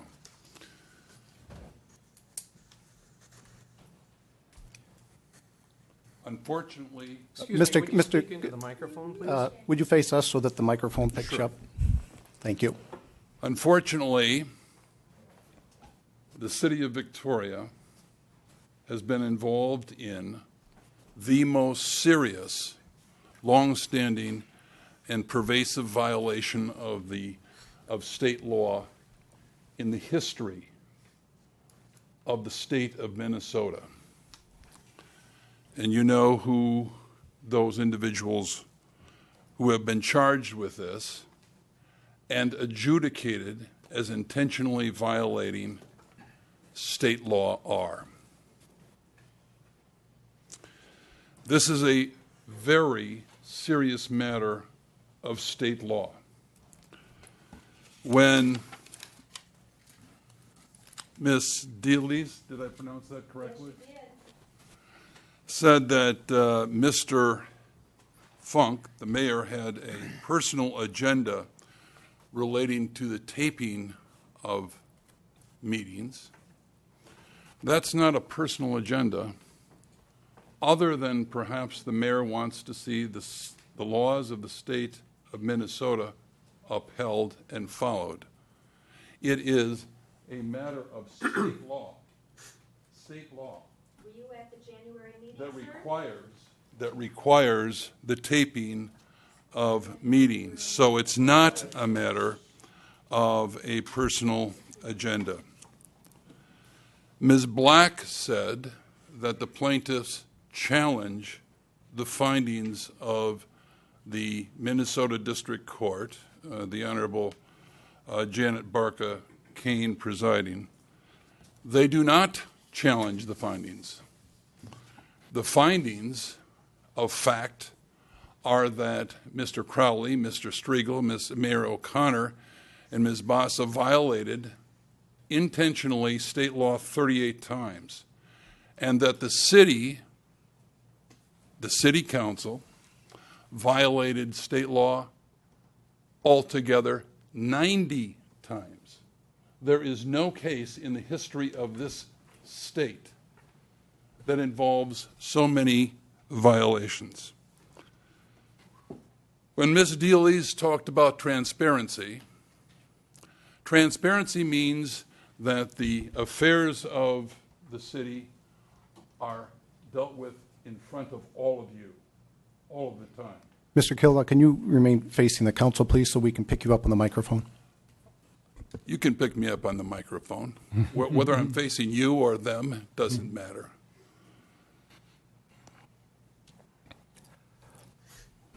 The issue of transparency is not going back into a closed session where nobody knows what was said, what was transacted, and what ultimately the city council did with your money.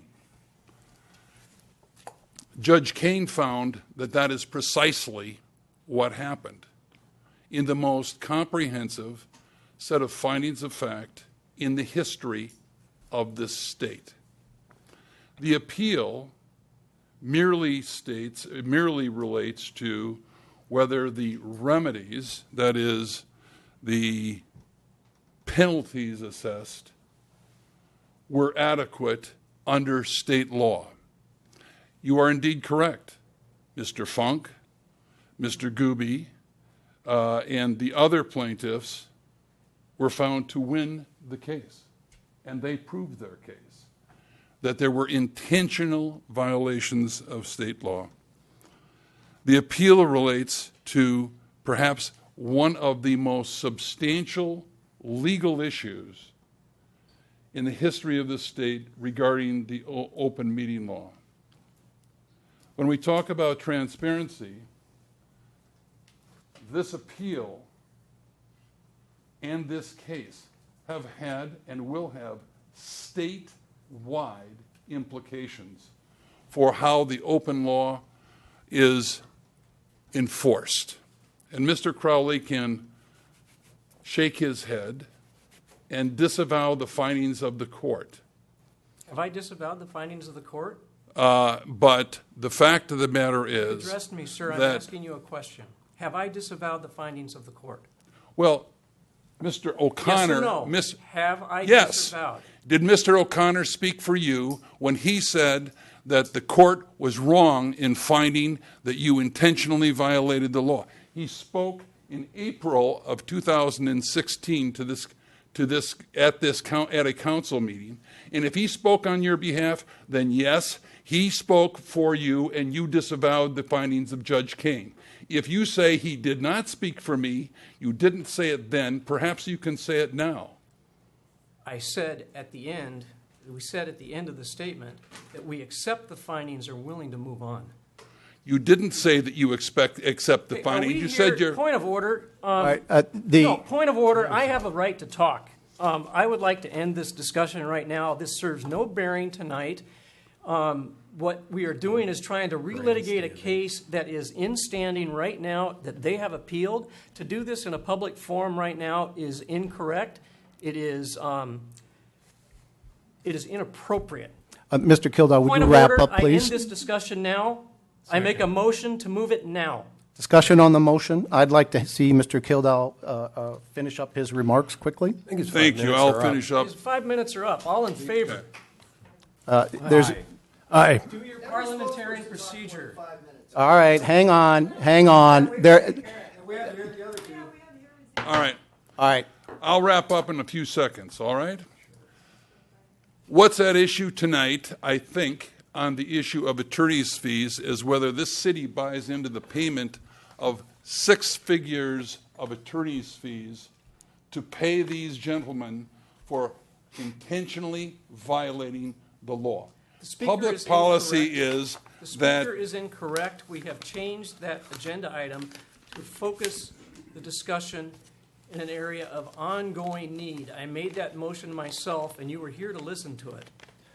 Okay, at this point, I'm going to go ahead Ongoing and... need. Well, I don't know. But the fact of the matter is that if it comes to the payment of attorney's fees to pay for these gentlemen who have intentionally violated the law, I reiterate it will my be objection. hundreds of thousands of dollars, and this city should not pay I move we take a for 5-minute recess. All right, we're going people to... who have intentionally violated the law.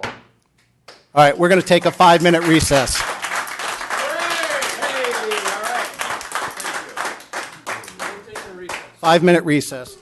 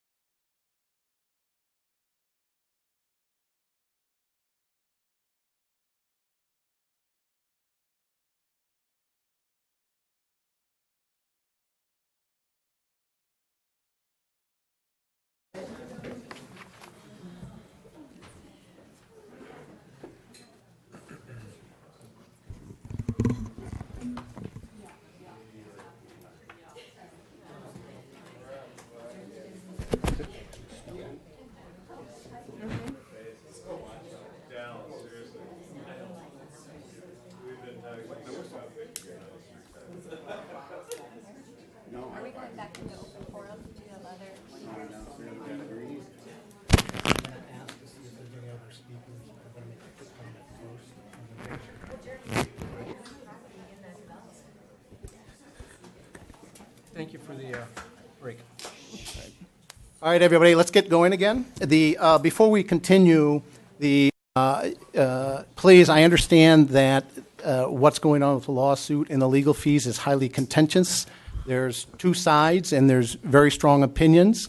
I would ask that as any discussions occur, please, everybody in the audience, do not try to interrupt or participate. And if anybody comes forward, please just address the council. So let's maintain a respectful posture towards anybody that happens to be speaking. So let's continue on with the open forum. Is there anybody else that would like to speak before we move on?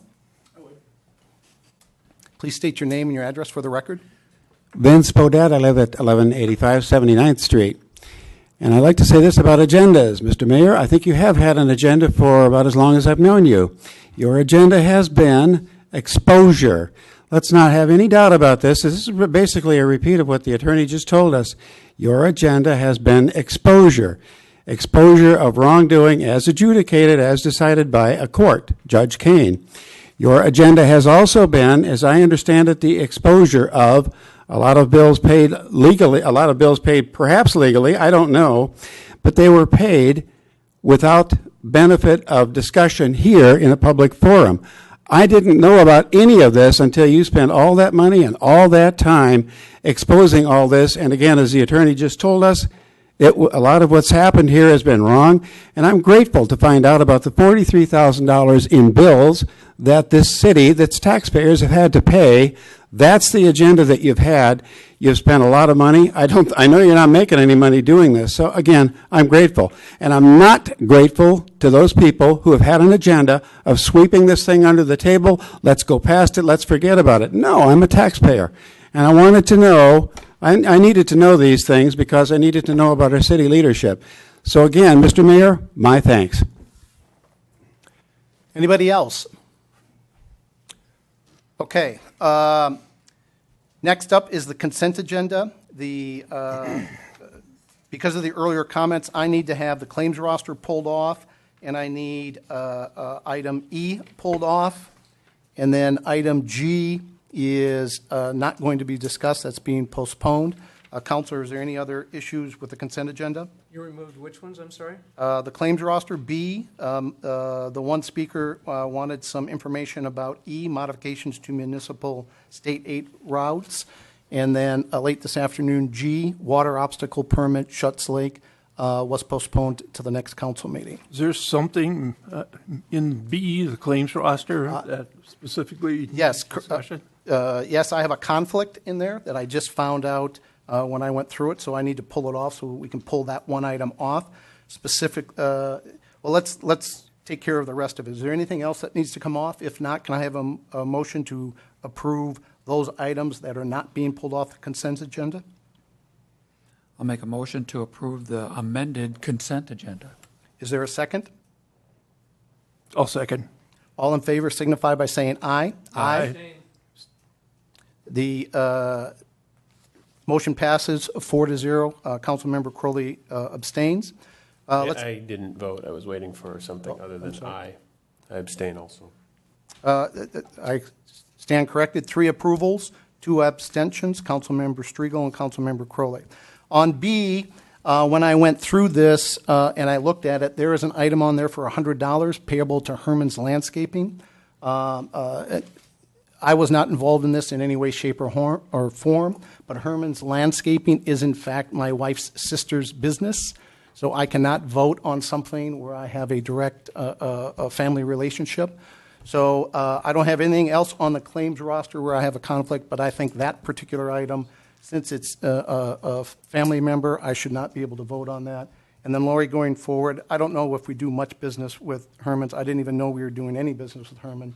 But going forward, if in fact the city chooses to do business and it makes financial sense for them to use them, I need to have that pulled off separately so I don't accidentally vote on that. Mayor, just to be clear, obviously I only know the facts that you've just stated about your relationship. That would not be a legal conflict of interest. That may raise, though, the appearance of a conflict, and you're entitled to sort of note that and elect not to vote on it based on the appearance. But legally, that's not a conflict of interest. In that case, I'm going to abstain from that item. But can I have a motion then to approve the claims roster in its entirety, including the Herman's Landscaping item on there? I'll make a motion to approve the claims roster. Is there a second? Second. All in favor signify by saying aye. Aye. Abstain. Well, I abstained, so that means three of us. All right, well, we have to approve the bills. Councilmember Crowley, Councilmember Striegel, the abstention, can you help me understand why you would not vote on that? No.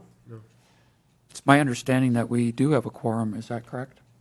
Mayor and council, you have a quorum. Yep. And you believe I don't have a conflict, so I can vote on that item?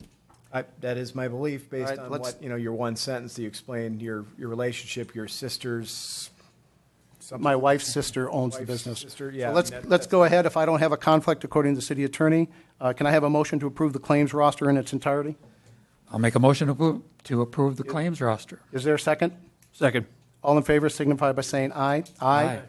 All opposed, say nay. I'm sorry, I didn't hear. We abstained? All right, so it's passed 3-0, 2 abstentions. Next item, E. Ben, would you please address the residents' comments? I believe she had some questions on I E. think Kara Guerin, our city engineer, is more appropriate to answer that. So I think it's probably worthwhile to provide a little bit of history on this. So the city is considered a municipal state aid system that became a fact once we grew over 5,000 people in population. What that means is that the city receives gas tax dollars annually from the state of Minnesota. These dollars are allocated to the city based on a set of criteria. A portion of those dollars, 25%, are transmitted to the city in the form of cash annually.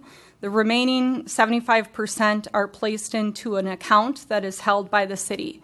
Those funds are then available to the city at such point in time that the city chooses to access those funds for projects that meet specific criteria set by the state. The calculation for allocating those funds to cities across the state of Minnesota are based on two factors. The first one is population. The second factor is needs. Those needs are a complicated software program that we put data into along with all the other cities in the state to help to determine how much need we have for state aid funds. Every year, as we add additional miles to the city system through development, we end up having more state aid miles that we're able to allocate for our roadways. So we want to take a look at that annually to make sure that we have used up all the available mileage that we have for allocating for state aid roadways. So this year we determined that with all the new roadway miles that were added to the city, with all the new development, we had available miles to assign to streets. There's very limited criteria in terms of what streets those miles can be allocated to. It's driven by state statute. So we took a look at our system and made a determination about which roadways to add to the state aid system. And as the speaker noted, Ben, do we have the agenda open?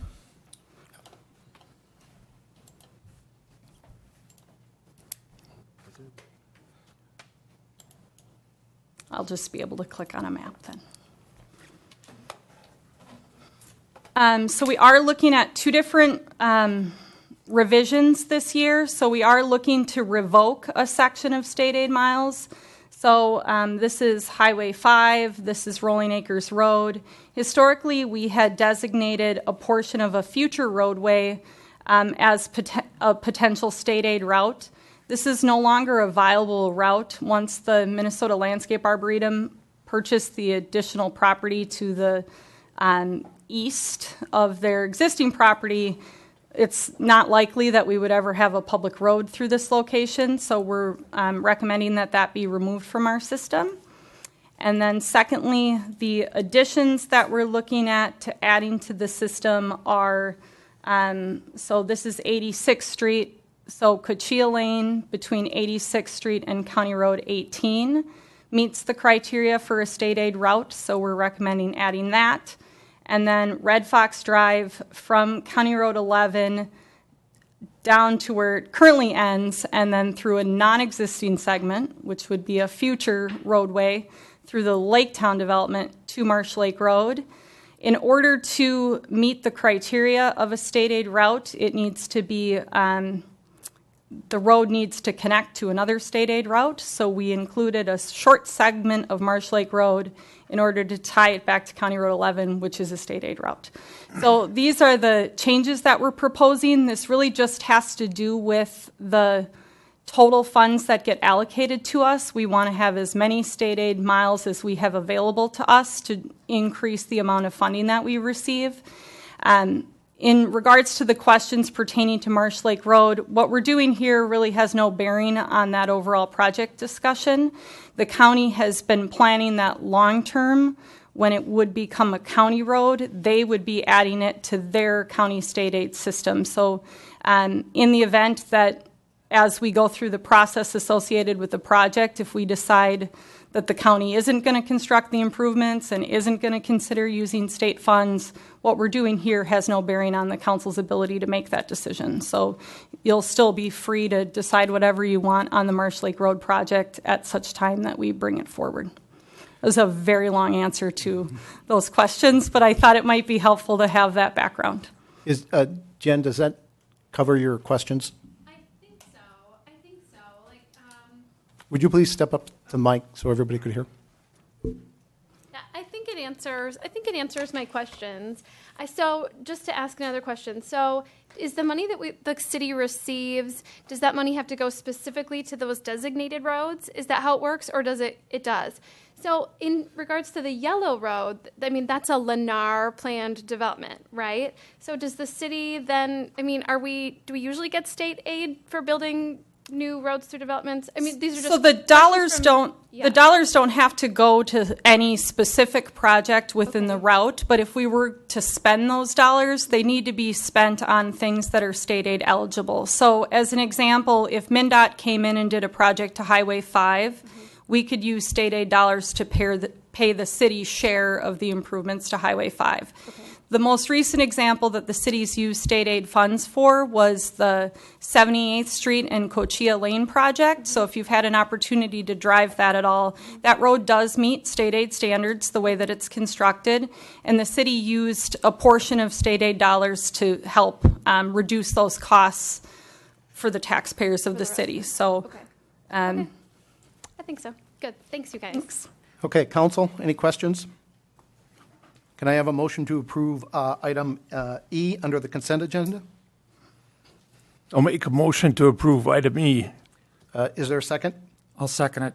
All in favor signify by saying aye. Aye. All opposed? Hearing none, passes unanimously. Just an administrative note on item G that was postponed. The gentleman will not be able to make the next council meeting, so I would ask that if any council members have questions, if we could please get those questions related to this specific item to the city manager. The city manager will work with getting us answers so that we have them by the time this actually does come in front of the council. Moving on, next item, donations. Lori? Thank you, Mayor. We receive donations from our generous community members and businesses, and what we would be looking for is a motion to accept those donations and thank those donors. Can I have a motion? I'll make a motion to approve a $200 donation from Park Dental of Chaska for movies in the park, a $175 donation from Mediacom for T-ball and coach pitch, $150 donation from J. Carver Distillery for concerts in the park, $50 donation from 1 Hour Cleaners for concerts in the park, and $250 donation from the Charter Bank of Chanhassen for concerts in the park. Is there a second? Second it. All in favor signify by saying aye. Aye. All opposed? Hearing none, passes unanimously. Quick quick point of order, Councilmember Crowley, when you amended the agenda, there's some confusion as to what that actually was. What I'd like to do is, so that we get this correct, would you please restate what you did to amend the agenda? I stated that we would limit the discussion from this point forward, legal fees with respect to future legal issues and the policy of this council going forward and future councils. All right, and that was, that motion was passed. Mayor and Council, if I may. Yeah, Mayor, I asked you in the break about that issue. I was turning off my cell phone, and so I didn't hear the motion made. As I understood it, though, kind of recreating it in my mind, maybe Councilmember Crowley can confirm it.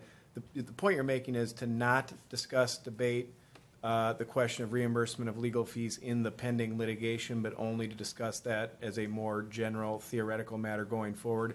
The point of which would be that the three of you that have a conflict on the question of reimbursement in the pending case could participate. Do I understand that correctly? That is correct. Okay. All right, so is that clear? If that's the case, let's go back into order. The first thing we have under new business, Lori? Thank you, Mayor. This evening, we will be looking at a sketch plat for the Vanderlinde property. The Community Development Director, Ben Landhauser, will give a more comprehensive overview.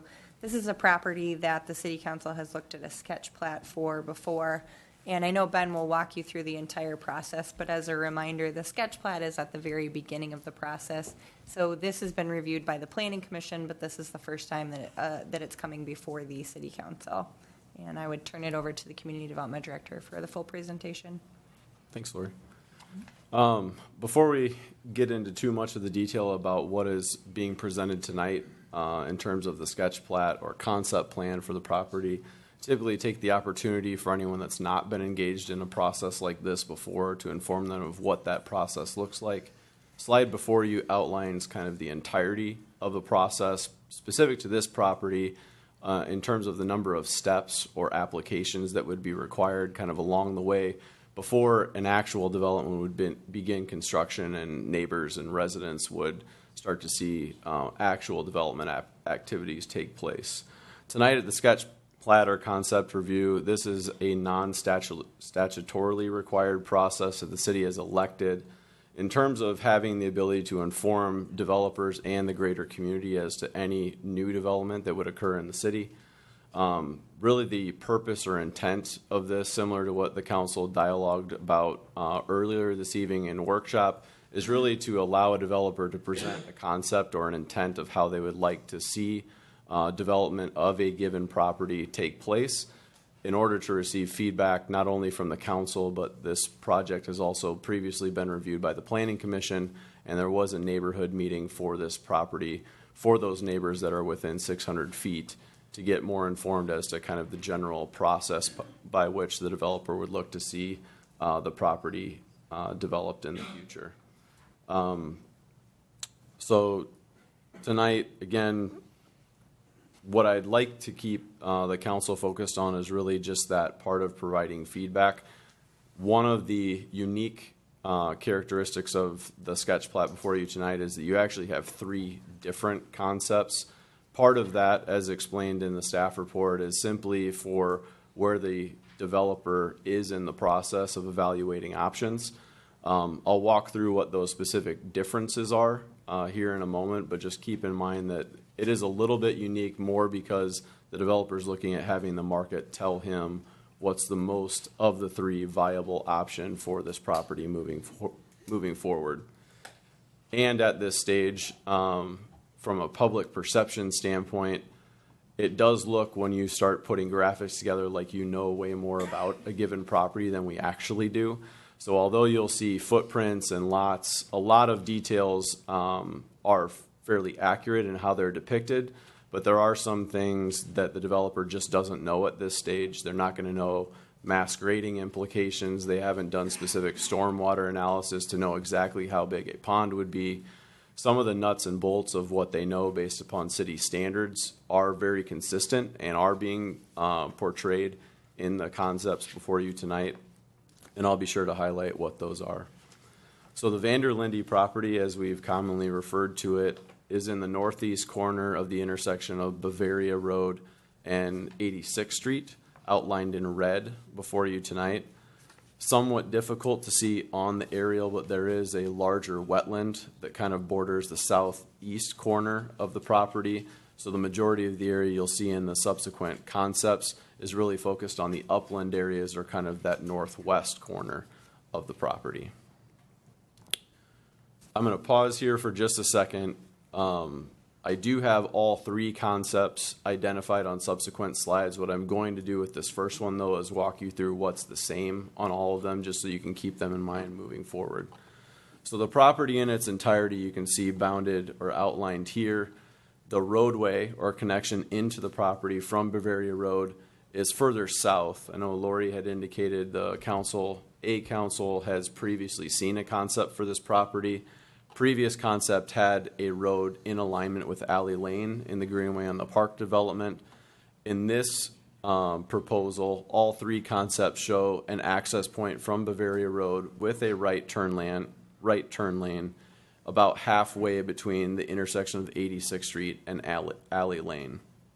A lot of the driving reason behind that was upon being able to talk with the previous developer that had evaluated this property.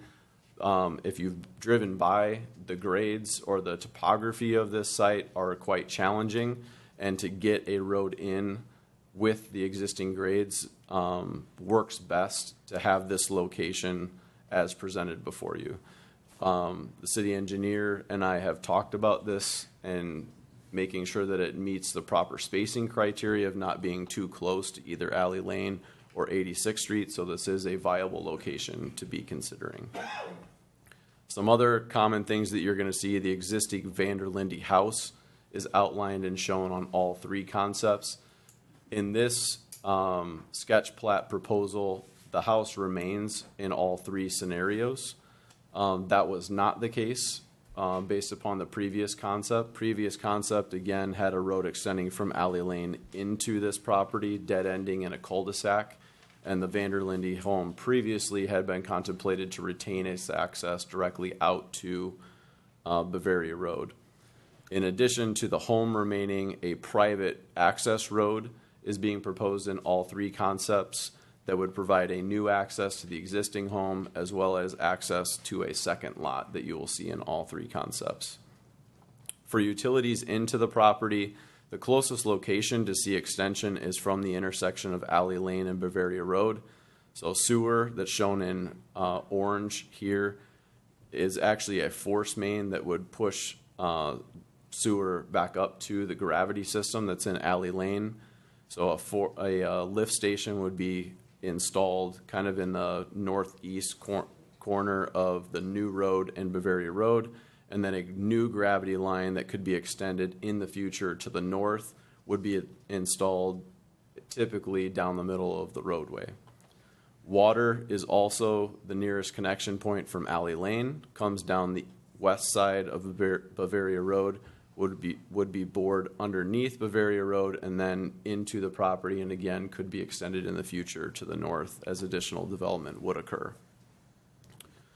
In all three concepts, as I mentioned before, we don't know everything about stormwater management, but just seeing the amount of development in all three, you'll see the same sized pond and stormwater management facilities on all three.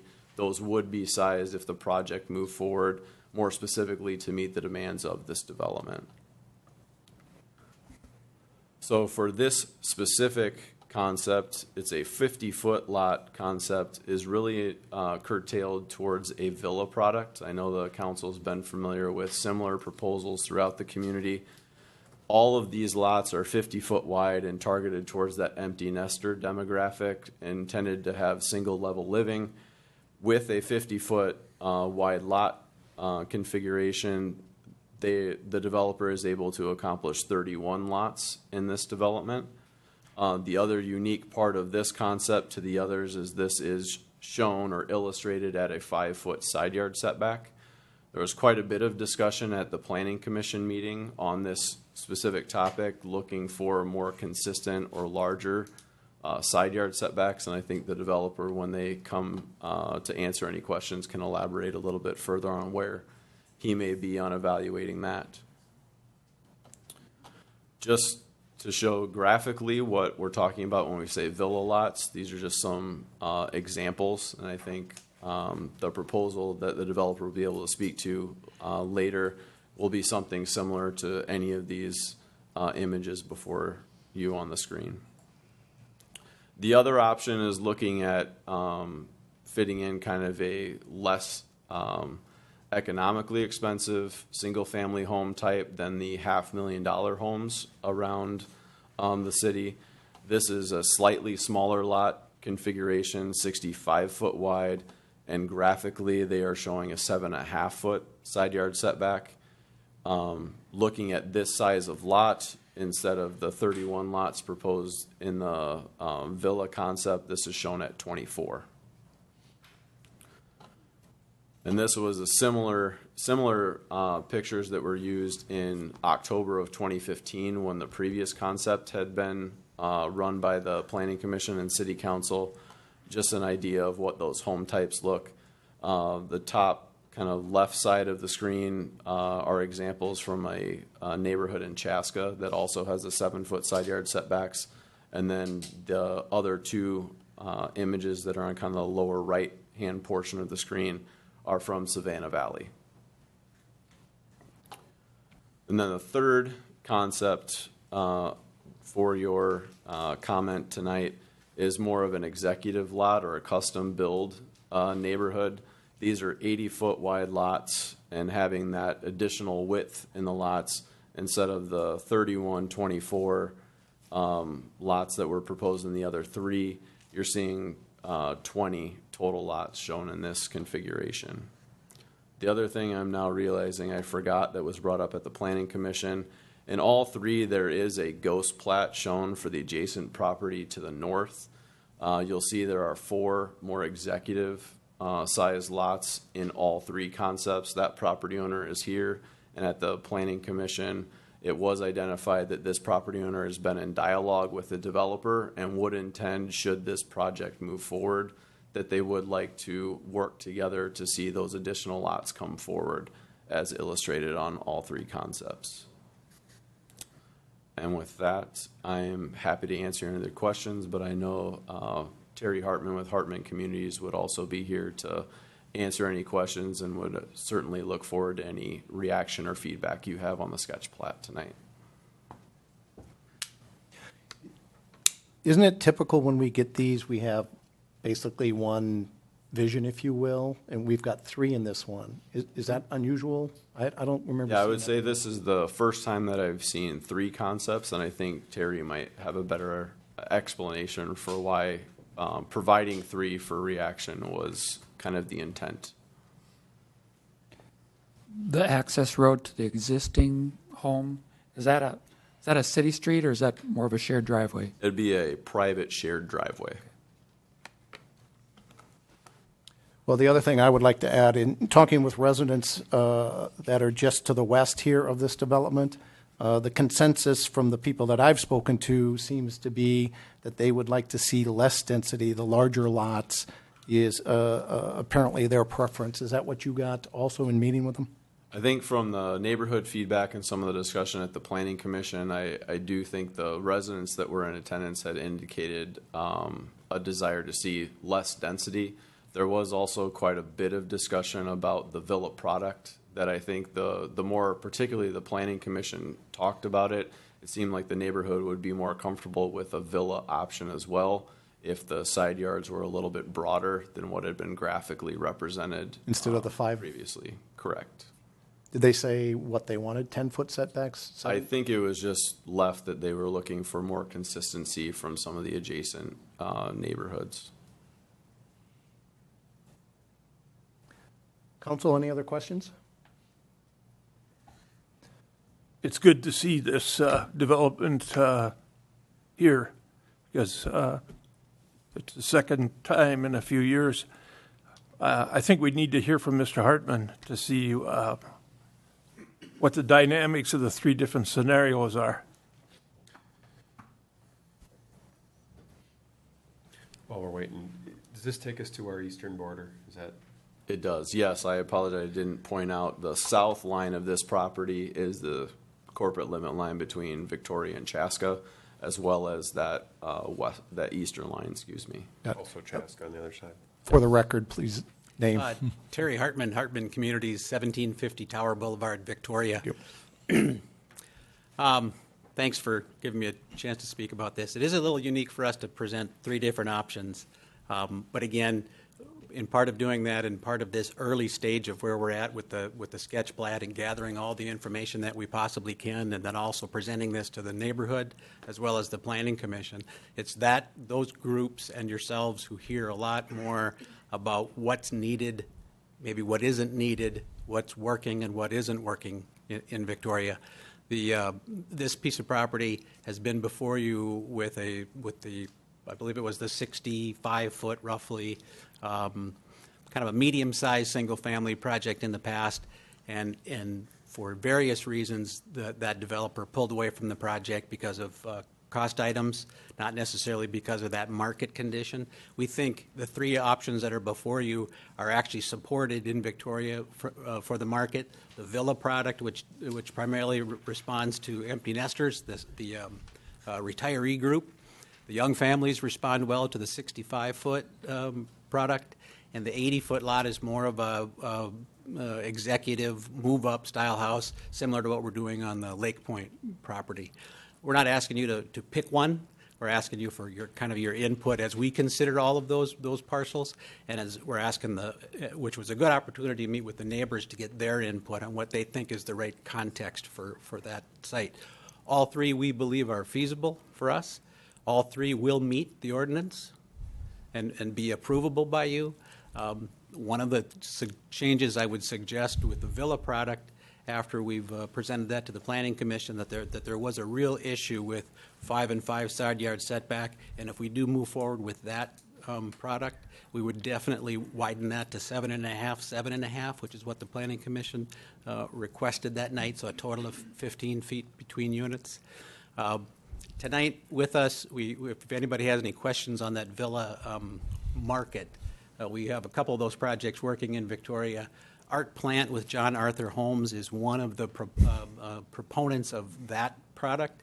He has the reserve on the park, I believe that's called. His sales have been brisk lately with Twin Homes, and he would very much like us to consider him and his company as a builder of the villa products.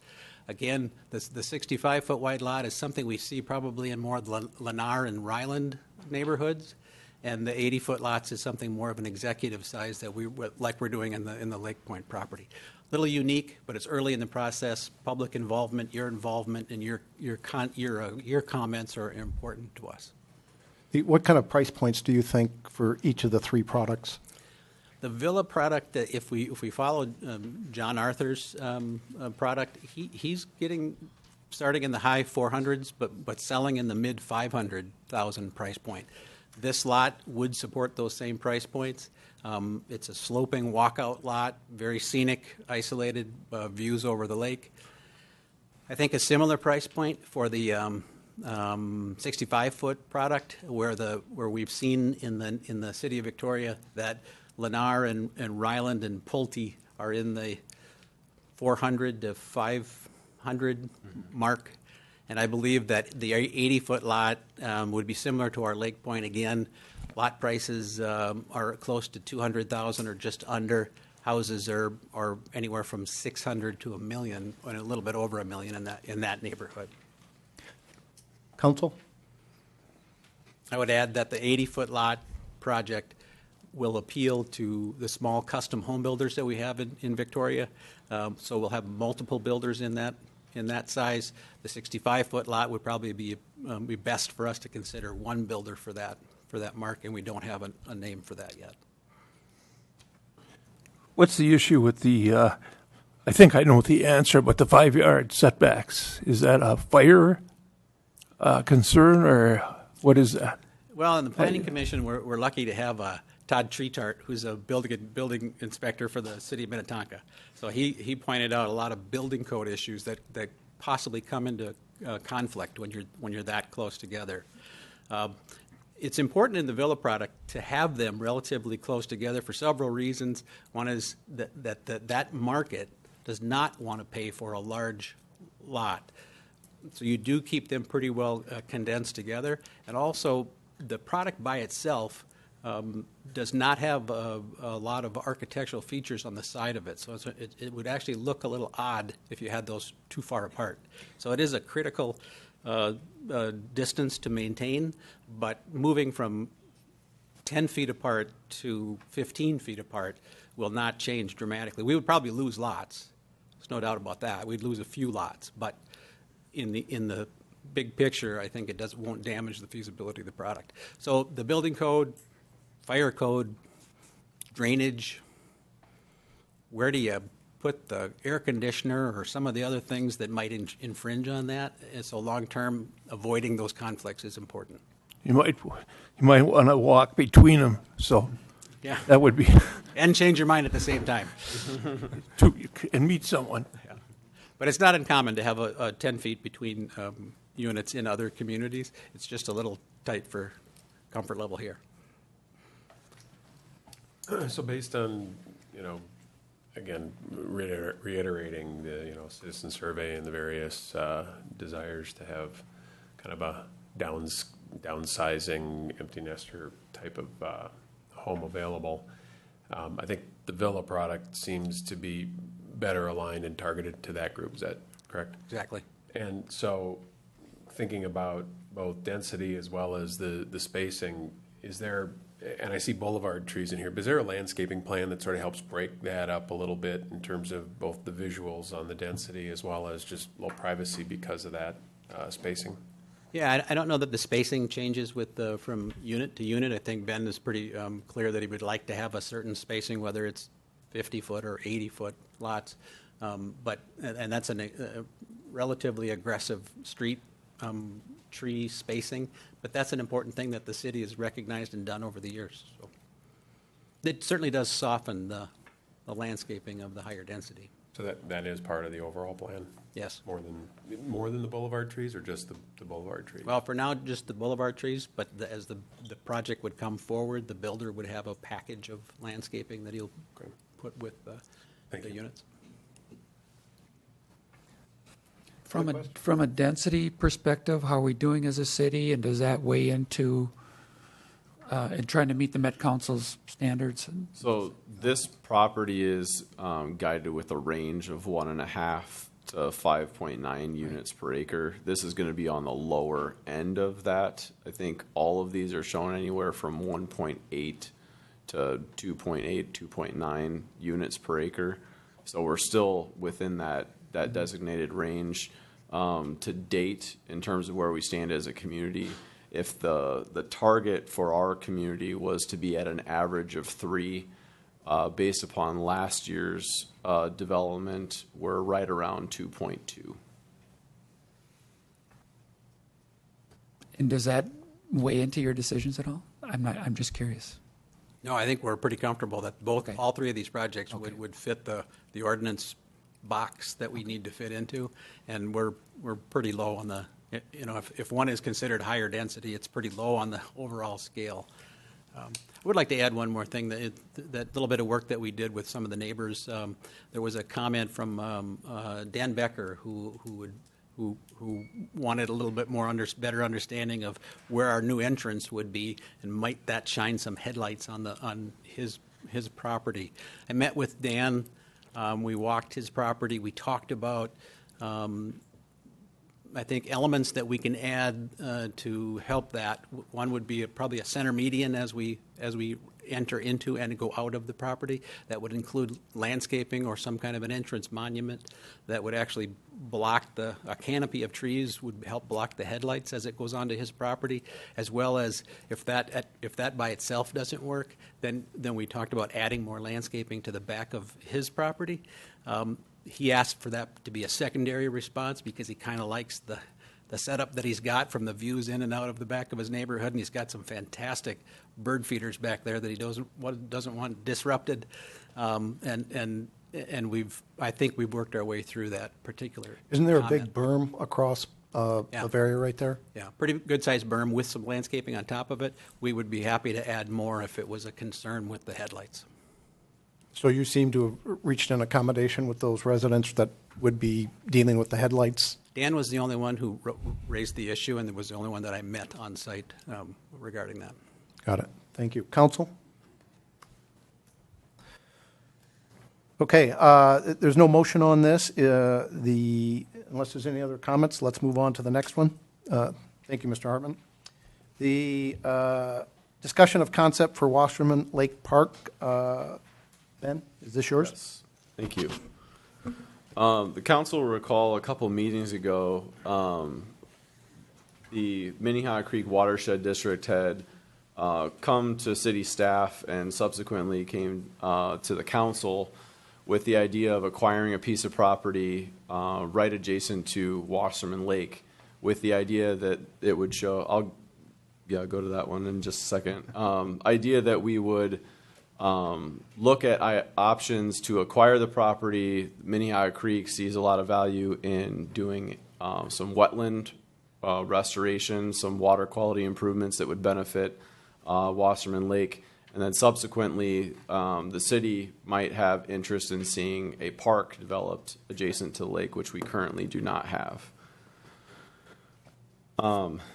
Since that point in time, Minnehaha Creek has utilized one of their consultants to come up with a plan for that property, identifying what's usable upland areas that could be utilized more for park purposes, and then further defining kind of where those wetland boundaries are likely to reside once a delineation was completed. The next couple slides that I'll walk you through is actually part of a presentation that was made to the Park and Recreation Committee. And we do have representatives of Minnehaha Creek Watershed District here as well, if you have questions as we go along. But I'll do my best to try to paint the picture that their consultant probably is very much more passionate about explaining than I will do. So as I identified earlier, this graphic just identifies what's upland to what's wetland, or what's kind of that pond area or open water area of that wetland complex. Initially, when we had evaluated this property, we thought potentially about 8 acres would be usable for parkland. There is today, outside of some of the wetland buffering that would certainly need to be accommodated, just under 9 acres of parkland that could be possible. So as the consultant reviewed this proposal, this is kind of what started to organically go through his thought process and starts to make a lot of sense for the property itself.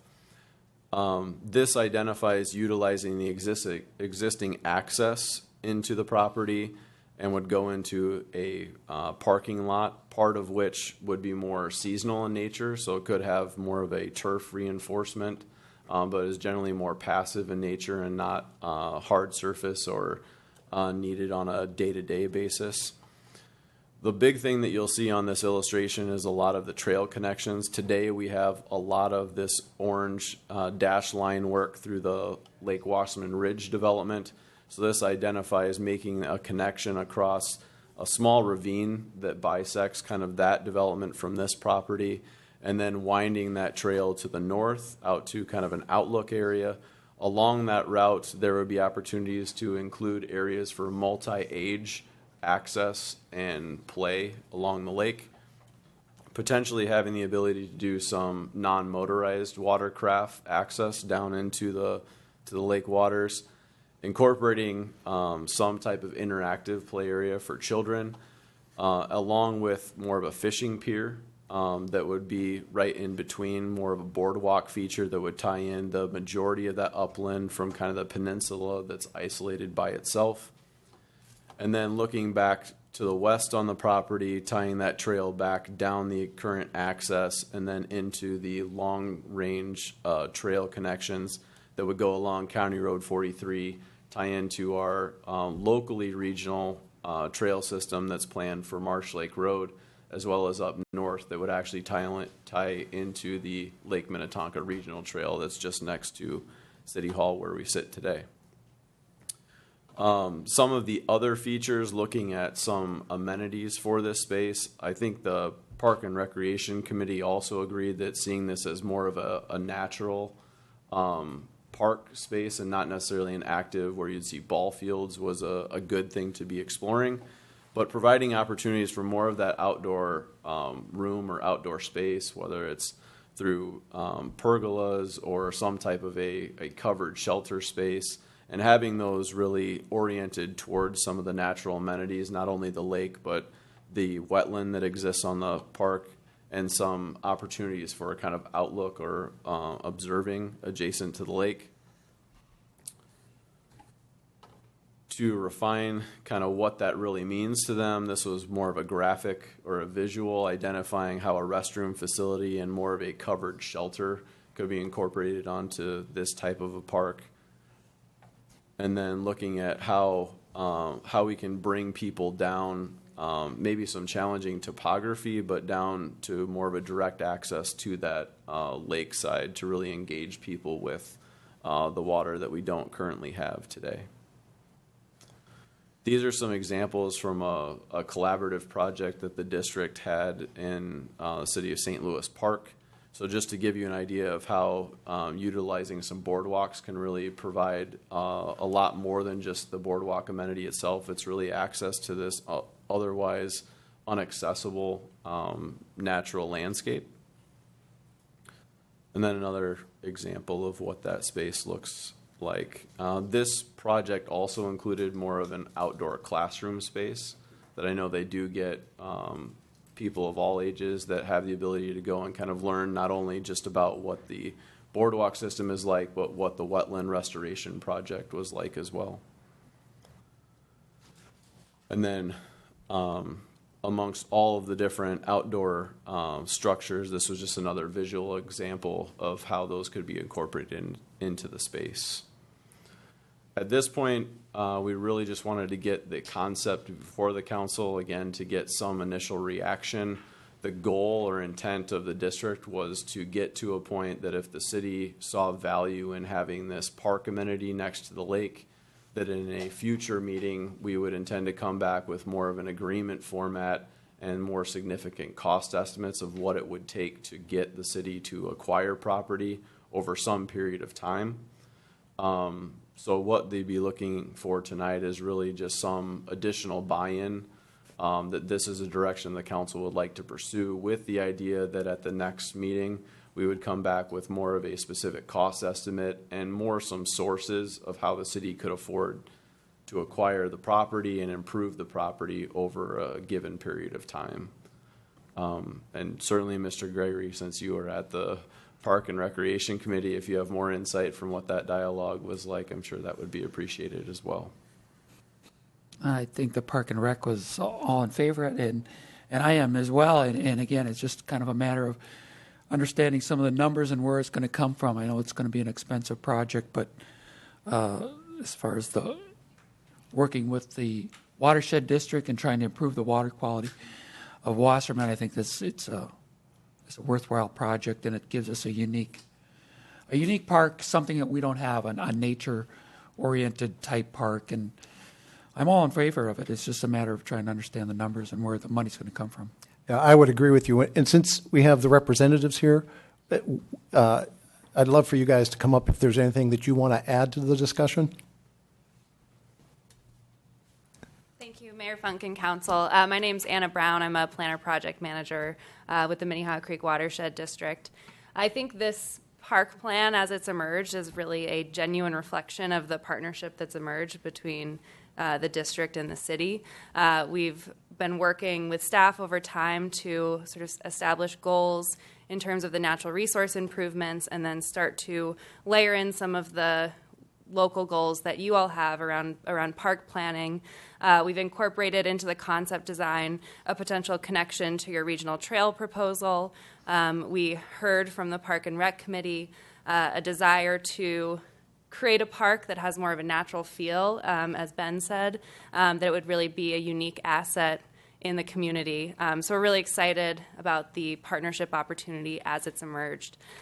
We do have a purchase agreement executed on this property, and we're currently in a due diligence phase where we are bringing these concepts forward to really understand whether the council and the city are interested and willing to partner on this property, both in developing the park concept and then in figuring out how we finance it moving forward.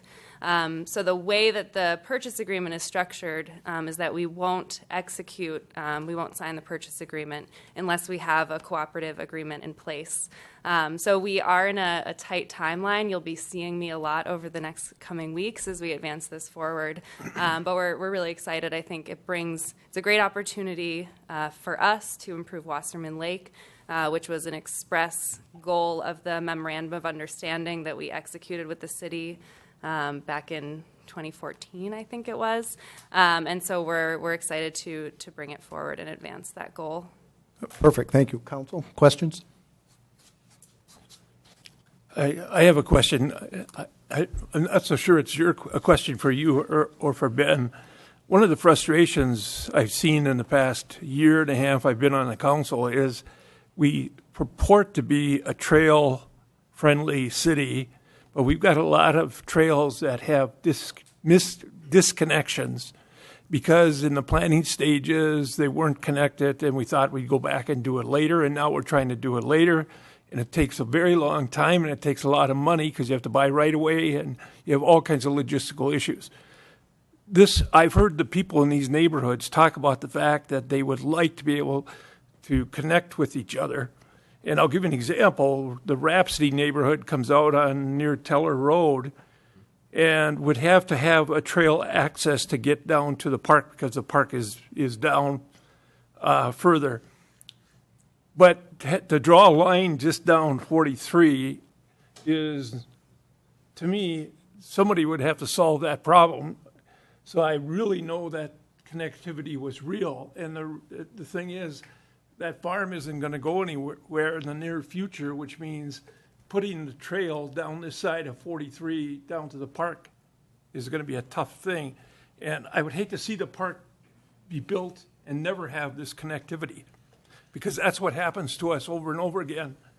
So I want to see some of the connectivity really looked at, not to load up the project so much on the front end that it becomes financially unfeasible, but we got to end this thing where we don't connect the trails on the front end instead of always coming back and having these expensive solutions. I agree with Councilmember Vogt that it's something that has to be addressed. I am in favor of pursuing this further, but I think the issue with connectivity is ours, not yours. We've had discussions in the past about what our priorities are from a city to finance things, and we have, and I've expressed this opinion previously, in my opinion, we have the pendulum swinging too far over towards road construction. And in order to fund things like commercial development and connectivity, the only way that I can see lacking dramatic growth in the city is we have to look at balance. So. From a kind of a land use perspective, I think, the park is a beautiful concept. I could see maybe it needs to be developed in stages, both from a cash flow standpoint, but also I'm not sure, given what the shore of the lake looks like on that side, that a fishing pier or a kids exploration area on the shore would be real appealing at this point. But given the long-term goal of improving lake quality, I think that's a great goal to have. And as a kind of a headwater to the watershed that ends up in Lake Minnetonka, et cetera, regardless of whether this becomes a fully built-out park or just simply a way for us to collaborate to stop the flow of the pollutants and the inflow into the lake, kind of where it starts, I think it's a valuable project. Council, well, I think the consensus, first off, thank you for coming here tonight and speaking to us. I think the consensus is the council wants to move forward, but we're going to need to know more about the details as far as the financing and the dollars. If I may, just before we wrap up, as outlined in the staff report tonight, so the next meeting, April 24th, we will plan to come back with more of a detailed cost estimate and a financing strategy, along with a draft of kind of what a term sheet or a draft development agreement might look like, so you have more time beyond that meeting before that agreement would come back on May 8th in order to keep with the timeline of their purchase agreement, where we'd be looking for more of a formal action on that development agreement. So kind of giving multiple opportunities to kind of get informed and baby step our way, even though it is a short turnaround, to understanding what some of the implications are for this project. At what point does the city have to commit? What is our timeline? 90 days? 6 months? Mayor Funk, we would need the cooperative agreement executed before May 15th. So May 8th is sort of the date at which we would need the cooperative agreement. The park plan will not be final at that point. What we'd be looking at would be to develop a financing strategy, and then would be advancing a design process. So this whole park concept could change. This is just sort of a reaction to what we had heard leading up to it, what we knew to be the city's goals, and just sort of reacting to the landscape itself. So the cooperative agreement would be sort of a first step in advancing that concept. So in essence, if I'm thinking of the calendar right, we have to approve this at the next council meeting, because you said the 8th of May? So we'd be looking to get the cooperative agreement executed at the May 8th meeting. So the next meeting, I'll be working with Ben to develop more of a cost estimate for the concept in front of you and talk about a financing strategy.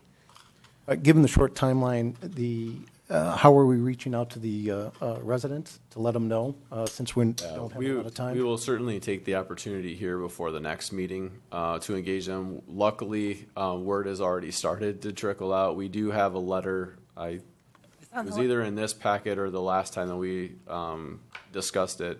We have a letter from the Wasserman Lake Association, which is primarily comprised of people that live around the lake. And then we've also had some inquiries from the Lake Wasserman Ridge neighborhood already supporting the direction of seeing a park improved in this location. But we can expand kind of that dialogue about the potential that exists here. Have we put notice of this on the city website so some of these drawings and stuff can get wider circulation? All of these have been on the agenda tonight, but we can certainly now, based upon the council's buy-in, since this is the first time you've also seen the concept, to really start to push awareness of this potential collaborative effort with Minnehaha Creek. I mean, it should have an appropriate level of, preliminary, very preliminary kind of thing, but I think it's good. Do you have any sort of framework that you can even speak to? And I'm sorry to put you on the spot. I know you've got a lot of work to do to develop real numbers, but big picture dollars model, is it 50-50 cost share? Is it, just any kind of framework that you can describe how we work together? Sure. Well, first I'll say in terms of public notice, we did issue public notice when we executed the purchase agreement. So there is an additional layer of public notice there in terms of letting your residents know. The way that we've looked to structure the terms are the district will be acquiring it in fee, and the district will be paying for, at least in concept, a lot of the wetland work and the wetland restoration. But we would be looking to the city, as Ben mentioned, to sort of pay us back for the land to become the fee title holder for the upland portion over time, and then would be looking to the city to develop the park beyond sort of the natural resource investments. We will be working together as well to identify external grant sources, and we'll be co-applying for grants. The district has been pretty successful at leveraging grants for other parks that we've done, particularly for some of the public facilities such as the fishing pier and some of the restoration work. Without violating anything, can you basically speak in round numbers to the purchase price for the property? Yes, so we have a purchase agreement for $875,000. Okay, thank you. Other questions? All right, thank you very much. Thank you. All right, next item, legal fees. Lori? Thank you, Mayor. My understanding is that the council has amended the agenda to talk about this item as a policy decision and not specifically in relation to anything that is currently before the city. So with that in mind, I just would give a brief introduction to say that the city purchases our liability coverage from the League of Minnesota Cities Insurance Trust. That is a collective of cities that get together and self-insure against the various risks that we face. And so instead of purchasing insurance from a private corporation, like probably most of us do at home, that is a for-profit entity, cities have banded together to form an insurance trust that both protects us against risk, but is a cost-efficient way of doing insurance. And one of the coverages that the League of Minnesota Cities Insurance Trust provides is coverage for open meeting law lawsuits. It's actually a two-part coverage called defense cost reimbursement that covers both OML and bankruptcy lawsuits.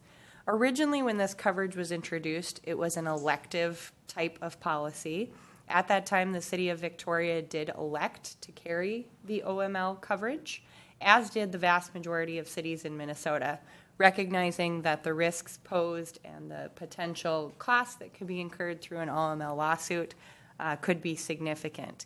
And so what the LMCIT, which is short for the League of Minnesota Cities Insurance Trust, did at that point was to incorporate the defense cost reimbursement insurance coverage into the general liability policy. So that coverage is now automatically issued to any member. Previously, again, it was an election that Victoria covered. It is now included. And so nearly all cities in Minnesota participate and purchase their coverage from the League of Minnesota Cities and therefore have this type of coverage in place. It would be unique to the League of Minnesota Cities and typically not available from a private insurance provider. Yeah, Did you have noise there? Sorry, Mayor and Council. Just two things. The last thing Lori said, I think, is right. You can appreciate that private insurers may offer insurance to entities like cities, but the nature of the coverage that they offer is going to be different than the League's coverage. I am certainly not an insurance expert. I think most city attorneys are not insurance experts. That said, what I hear anecdotally from just about every city that I work with is that the League's coverage is superior. It may not be superior on all factors, price, whatever you may look at, but in terms of scope of coverage, it's viewed by most cities to be superior. In one way that it's viewed to be superior is the offering of open meeting law coverage, defense of council members for open meeting law coverage. And then the other point that Lori made that I think is right is that there are 866, 872, I don't know the exact number, but 800 plus cities in Minnesota. And based on my conversations with the director of the LMCIT, Dan Greenswag, the vast majority of cities in Minnesota do take LMCIT coverage. Because so many cities were electing the rider, the add-on coverage, once upon a time it was an add-on coverage, because so many cities were electing to take that coverage for open meeting law litigation against council members or the city, it became part and parcel of their standard policy. And so what Lori has said is right. I'd offer up the League's view on the policy for that. The League's view on the policy for that is that cities would have a hard time finding folks willing to run for council if their acts as council members in relation to the open meeting law or other meeting-related things weren't going to be defended by the city. That's not coming from me. That's coming from the League. That's been their experience on the rationale for cities to have elected to have that coverage and now have it as part of the standard policy. Thank you, Bob. Just a couple more notes. The coverage limits of that policy are $50,000 per city official per term, and with a cumulative maximum per coverage term of $250,000. And so that is coverage that the city has in force currently, as we just noted, as do other cities in Minnesota. The City Council does not have an adopted policy other than the fact that we have this coverage in place and have had for many years. but we do not have a policy in place as to what would be done if those coverage limits are exceeded. We're not aware of any other city that has a policy in effect addressing that issue. The city does not have to carry this coverage. It would be possible to decline this type of coverage from the league or to not tender a claim. Again, that's not something that I'm aware that any other city has done, but those are policy decisions that are within the realm of the city council. I'm happy to try to address questions. I don't want to take too long in a presentation not knowing what questions you might have this evening. Council, comments? I have a comment. I'm trying to understand this in the overall context of, as an individual and as a person that tried to get elected to the city council, in this coverage, and I realized the precedent up until this case was limited, but to have only $50,000 of coverage, legal coverage, for bankruptcy and OML, I mean, I'm not going to tell you what my personal liability policy is at home. I'm on the board of directors of a homeowners association, and I'm protected for $2 million. This is ludicrous. You know, what is going on here? 50,000? You got to be kidding me. We are finding out that as elected officials, we've got 9,000 people watching us. And to me, I feel naked. For 50, you know, it's crazy. It doesn't even make sense. Well, I think to respond to that, Tom, one point is that that's the insurance policy limit. And I think that's the conversation we want to have is, do we say that we'll cover up to that point and then you're on your own? Or are we saying we cover up to that point and then the city pays it out of general fund? Or what are we saying? Or we should increase the limits? What's the policy piece of this that we want to have in place? This is the reason why I limited this discussion, because this has ramifications on any current, future council member. If there isn't proper coverage, nobody is going to want to run. Mayor, I don't want to interfere with your discussion about that. I just want to be clear, though. I think Lori's point about it's $50,000 per term, that refers to the insurance period, the insurance term, not to your term of office. So it's not $50,000 per council member per term of office. So it's per year. Per year, correct. That's my understanding. And that helps a little bit, but not enough. So however, the number doesn't reset if a particular action spans more than 1 year. It's the coverage is related to any single accusation. So I'm not opposed to, if the city decides to increase that limit a little bit, but I would say I can sit down with somebody and in a matter of 10 minutes tell them everything they need to know about the open meeting law that matters. I'm not afraid of the open meeting law. It's pretty straightforward. There's about 6 or 7 things that you have to know, and that's about it. I also think it's important to note, without going into the past, that you're not going to, at least I have trouble trying to come up with a scenario where a single council member would do something in violation of the open meeting law in which they solely would be the one that would be a defendant in the lawsuit.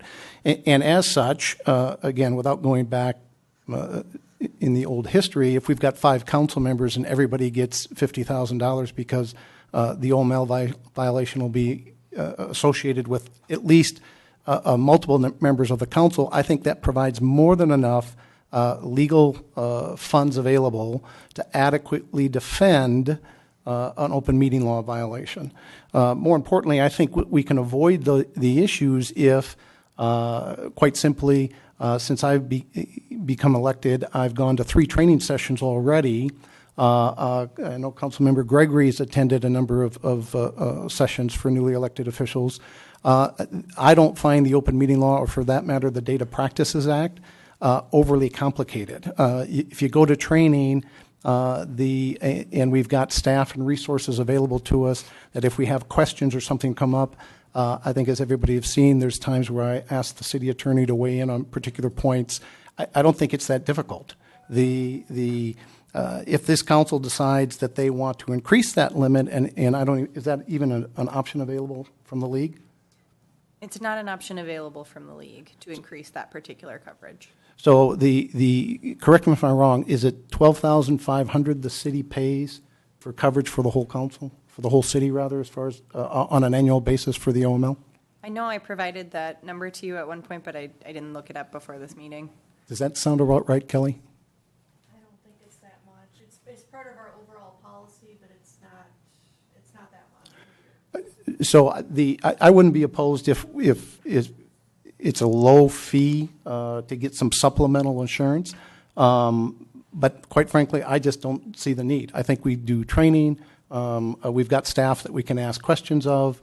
You can always stop anybody that's in a council meeting if there's a question to say, hey, are we doing this right? We've got people we can rely on. So I don't see the need, but I'm not opposed to having a discussion or finding out if there's a minimal cost to increasing that coverage. One thing that is abundantly clear about attorneys, it's hard to predict a maximum amount that will be required in any legal issue.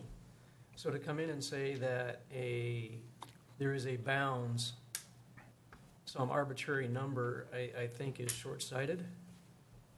And we need to understand the state of today's society, the litigious society that we live in, and what are the obligations of the city to indemnify their council members. And I guess I have a difference of opinion than you, Mr. Mayor. We're both entitled to our opinions.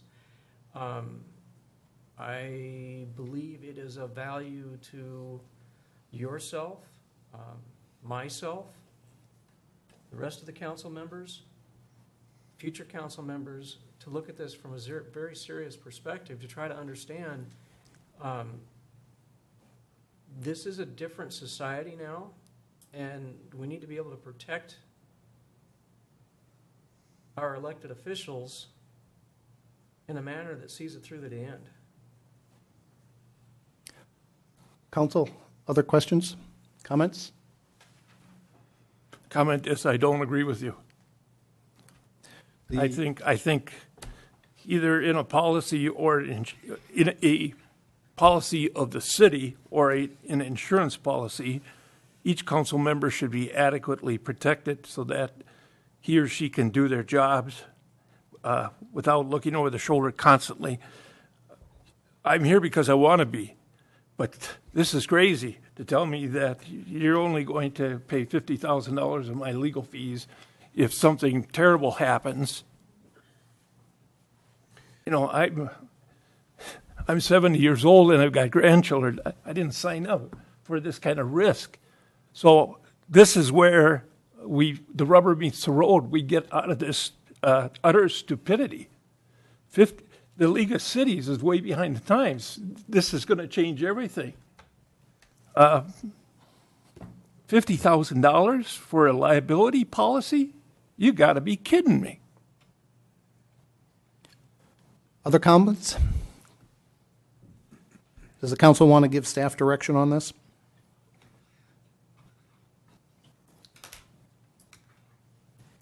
It really comes down to how do you adequately cover a council member going forward? With the concern that I've voiced, placing an arbitrary limit, I think there's one thing that we'll be sure of is that it will be wrong. How do you provide that coverage? The options are League of Minnesota Cities, additional umbrella insurance on top of that, indemnification of the city official, or by the city of the city official. Are there other options that we're not looking at? So unless the council objects. I'm asking Lori, are there other options that we're not looking at? I'm not aware of any. I would turn to the city attorney as well. Yeah, Mayor and Council, again, I think that you will find precious few private insurance companies that, first of all, insure entities like cities, and those that do, that offer open meeting law coverage. I would not say it's impossible. I'm not aware of any that do, so I mean, we certainly could look, but I think the list of private insurers, other than the League of Cities, that offer coverage is very, very small. Then the city needs a policy that covers the gap.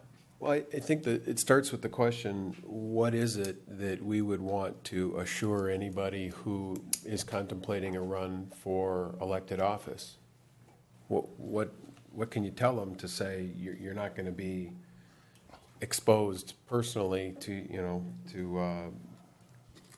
kind of an unlimited barrage of whatever might come at you, and with your only recourse to get legal defense? Well, I think it's clear that we have disagreements on the council as far as the amount of the exposure, but Lori, can you check with the league and get back to the council on two things? Number one, is there an option to get additional insurance specific to the OML? And secondly, if so, what kind of prices are we talking about? If what Kelly and I tend to remember is right, that we're paying $12,500. My assumption in this probably is false, but if we wanted to double coverage, we'd double that premium. I don't know if that's an option, but we can have that discussion once we have some data. Well, I mean, there's another way to approach this too, and that is that it's a simple decision. Is the city going to indemnify its city officials? Yes or no? If the answer is yes, then policy versus process. All right, there's the policy. The process is staff find the most efficient means to achieve those ends. Do we know if Lori, have you asked the league specifically this question and what other cities have done, if any, or are we charting new territory here? The league does not have a precedent for this where the coverage limits of this policy have been exceeded. No other cities have come up with policies or bought additional insurance? Not that I'm aware of, no. All right, can we confirm that with the league? I'll make a motion going forward. I'm a firm believer that for all of us up here, the city should indemnify the city official, the elected official. And so I'll make a motion that the city provide that indemnification. And it's up to staff to figure out what's the most efficient way to do that. That's my motion. Is there a second? I'll second that. The point of discussion on this, I think the insurance coverage that we carry today is more than adequate, and I don't think that we need the city to pick up the tab if the insurance coverage does not cover it. So there's a motion on the table. It's been seconded. All in favor? Excuse me, before we go to the vote, is there any other comments, any other discussion? Repeat the motion again.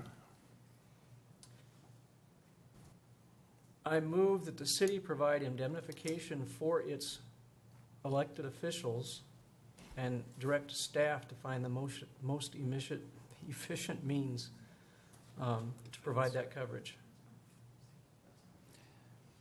Got it. And Mayor, if I can, just with respect to that motion, indemnify is a legal term of art. Maybe, can you say that without using that word so that I'm Thank sure you. that you're... Provide legal protection. Does that work? Yes. Thank you. I modify my motion accordingly. I'll second the modified motion. Point of order. I don't know how we vote on this because we're not voting on something specific. Are we telling them that the staff... We are voting very specifically on a policy for this council in terms of legal coverage, and we're directing staff to find a way to most efficiently provide that coverage. Personally, I think we need more detail than just that simple motion. This could be a book that we'd have to write. Well, then I will come back. So we have the policy. It's up to staff to come back with further information. We could have direction, but... Well, let me just ask a question then. Is there anybody who is opposed to the idea that when you have an elected official, that they should be provided legal defense coverage so that they're not personally exposed in the exercise of their elected duties. I agree with Councilmember Gregory. I'd like to know specifically what the staff may come back with. Otherwise, voting on this without that information, I think, is a little bit premature, because I'd like to know what they're going to come back with. I think that we direct staff to look at the options, bring something back to the council, so we have something concrete and specific that we can actually discuss, and then ask the council to vote on. I will modify my motion one more time. I move that the policy of this council be to provide legal protection for its elected officials, period. That's the policy. And let me just comment on that, and that is that the point being is either you do or you don't. If it's a matter of up to a certain point, then I think it's the same as don't. It can change at any moment. But it's also a question of mechanics, how? There's a motion on the floor. Second. All in favor? Aye. Aye. Aye. All opposed? Nay. No. Motion passes 3-2.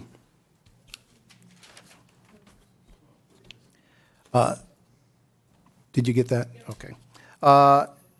Lori, next issue, conflict of interest? Yes? Just because it deserves to be said, I appreciate that you're straddling, or you've stayed on one side of the line there with respect to that topic, not looking backwards, looking forwards. There is an issue before you that you're aware of that straddles both sides of that line, looking backwards and looking forwards. I just want to say for myself, anytime my client, a city, is threatened with suit, I would normally speak to the council about that. I've not done that with respect to you. You have 4 letters from Mr. Kildow. I received a 5th letter, all within the last month. Those letters threaten litigation against the city manager, against me, against council members, both former and present. It would normally be my practice to talk to council about that. We've not done that. That was on the agenda tonight. We've not talked about that, but we do need to talk about that. It's not going to be my practice to ignore those kind of letters, again, 5 of them. And so I'm going to need you to talk about that at some point, those of you that can. Okay. So let's go I ahead. understand with respect to that issue, you have a conflict, so I'm not looking for feedback from any of the 3 of you. I think I'm directing that primarily at the 2 that don't have a conflict. Right, but before we get into that, I want to make a point of order. What the council just passed is going forward and has nothing to do with the ongoing controversy related to legal fees in the OML suit. Is that correct? Well, Mayor, I think the motion speaks for itself. It was a policy going forward, I think. Okay, I just want to Somebody can clarify reiterate that. The agenda item was restated to specifically speak to that. Going forward, okay. There's no way this council is going to be able to adequately address the current issue in a manner that's satisfactory to anybody. Correct. I just wanted to make sure that that was clear to everybody. So, Bob, you wanted to talk about legal fees then? I don't. No. I think you've made a motion to not let me talk about that tonight. Next item.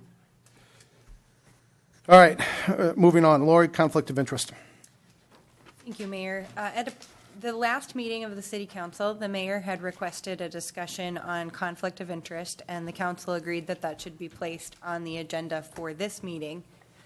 Included in the packet is a memo, and the memo begins by outlining what City Attorney Bob Vos went over at our first meeting this year, which is what constitutes a legal conflict of interest. And there are a number of items which constitute a legal conflict of interest. One of the most clear being that no member of the council shall directly or indirectly be interested in any contract made by the council. And so those are maybe the easier conflict of interest to discern. If you own a construction business, you can't participate in a vote to award yourself a street contract, for example. So those are pretty easy. Some of them are a bit more difficult. But what I wanted to make clear in the memo that we put before you, so the first page or page and a half goes through what constitutes a legal conflict of interest. Those type of conflicts of interest are very rare and infrequent. What I think we're going to talk about this evening, and what's come up more recently in Victoria, are things that are perceived conflicts of interest. So the intention of the law is that the residents and business owners and those people that are interested in decisions that are made by the City Council have the opportunity to understand where each of those decision makers is approaching a decision. And if there's something about your interest in a matter that is different or unique from another council member, for the most part, that's going to represent a perceived conflict of interest. That's a matter, it's a political matter of public interest. It's typically not going to be a legal conflict of interest. And so in the memo that was provided in the council, what I want to let you know is that the city attorney and I, the city manager, we would prefer a policy embraced by the council to over-disclose your perceived conflicts of interest, and that process should not need to be overly burdensome. So what I've talked about in this memo and what I would say to you tonight is it would be, I think, a good idea for this council to agree on a way that you could approach conflict of interest. Like I said, it need not be burdensome. It need not be a matter of conflict itself.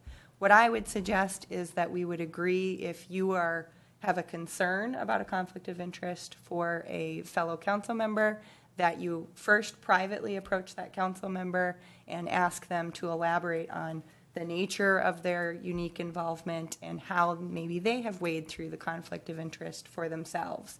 If that doesn't resolve it for you, then it would be appropriate to come to the council and during that type of item to identify council member so-and-so, I understand that you have this type of interest related to this project. Would you please talk about that publicly? And I think if you all agree that that would be sort of a rules of operations for yourselves, that would be an easy way to make sure that perceived conflicts of interest are handled respectfully and efficiently. There is some question about the conflict of interest as it relates to staff and consultants or members of committees or commissions.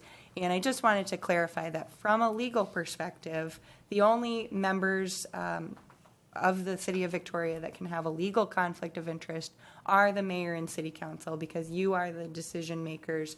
You are the ones that can vote and bind the city to things. Members of our committees and commissions provide recommendations.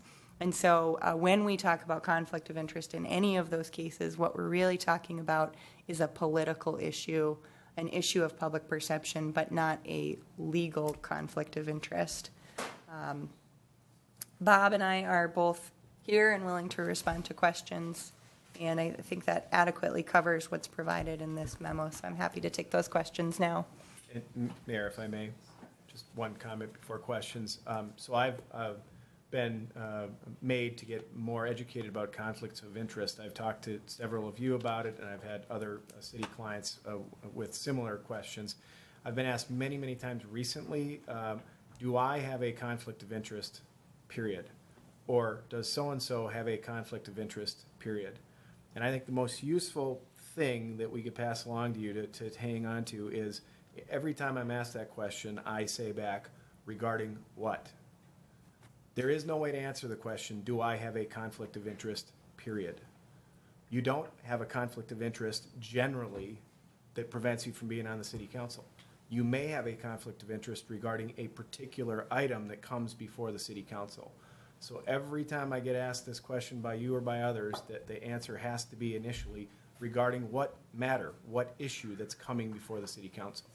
That's the only way to evaluate a conflict of interest. You are all reasonably well-connected people in the city of Victoria. That's why you're sitting where you are. You all have friends in this city. You all have interests in this city. You're in various groups, various organizations. You own property here. You pay taxes here. You all have very, very significant interests in what Victoria does. So in that really, really broad sense, you, like everyone in the city, have a conflict of interest and interest in matters that come before the city council. For me to evaluate whether you have a conflict of interest that may prevent you from voting, I have to know what it is that's coming before the city council. So I would really encourage you, when you think about this topic, about yourself or others, to think about what matter is it that's coming before the city council. All right, thank you, Bob. To me, this issue is less of of the legal definition of a conflict of interest and more a issue of the perception of a conflict of interest. Historically in the city, there's a number of things that have occurred that I feel have a perceived conflict of interest.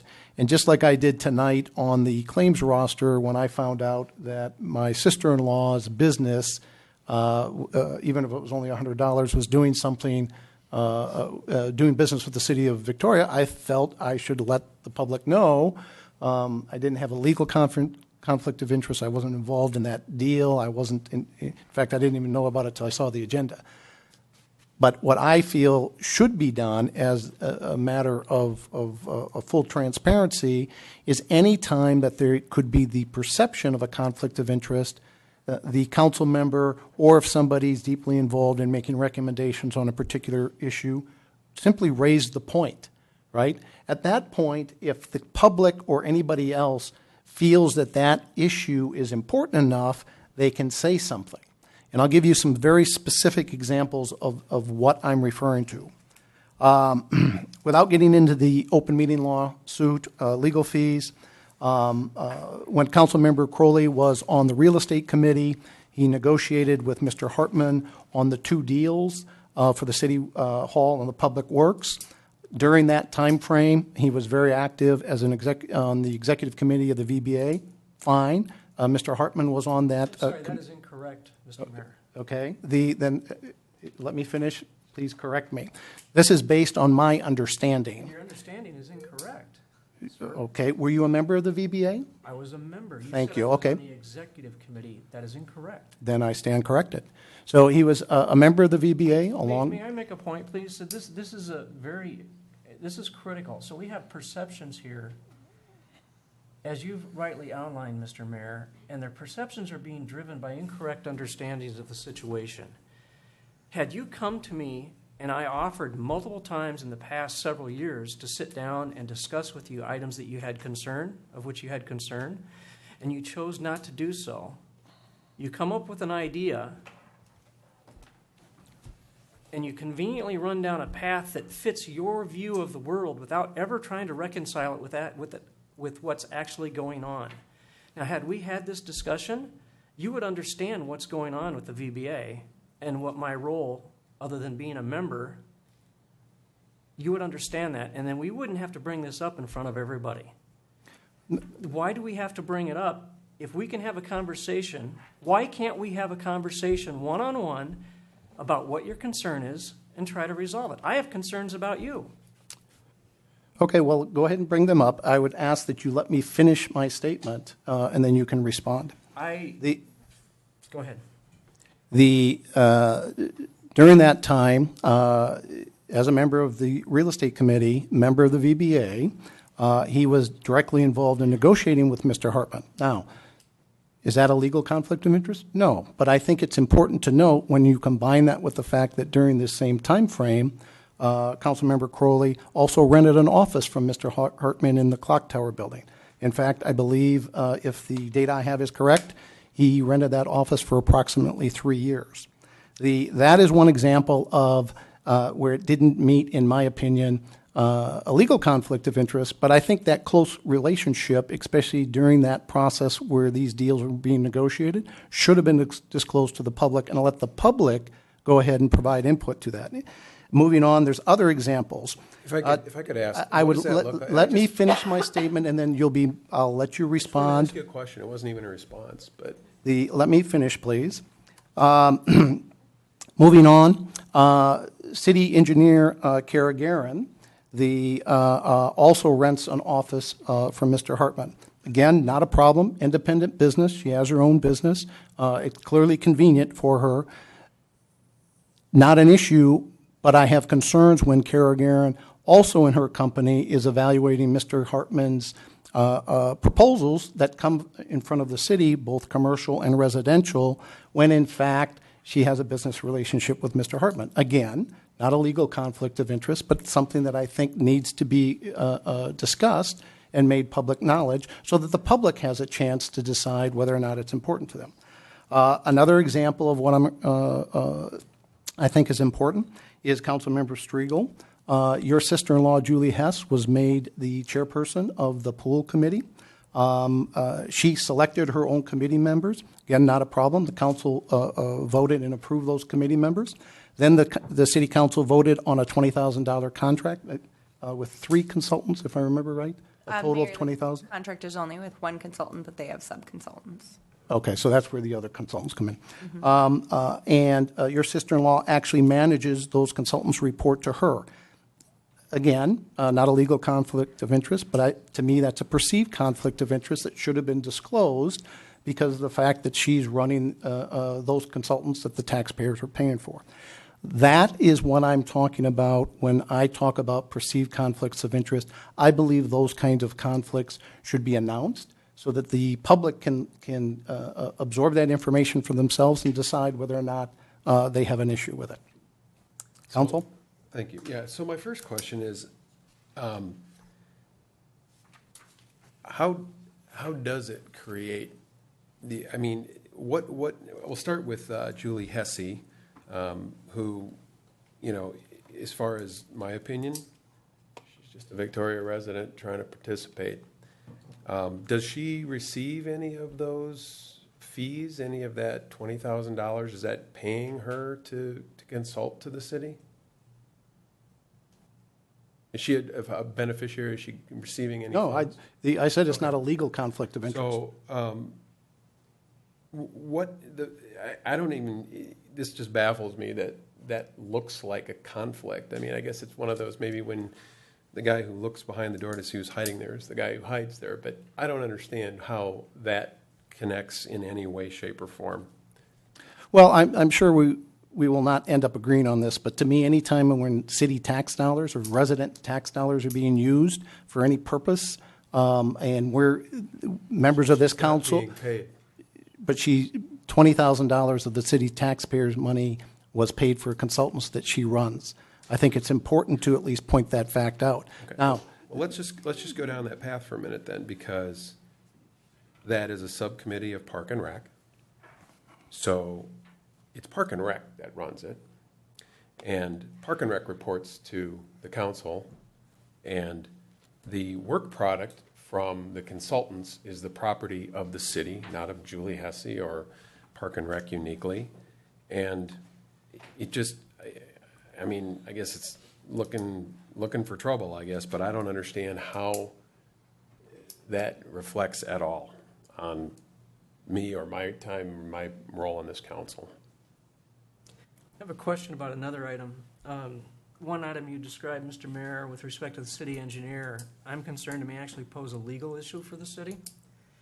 The city engineer reports to the city manager and has a legal binding contract with a very specific dispute clause.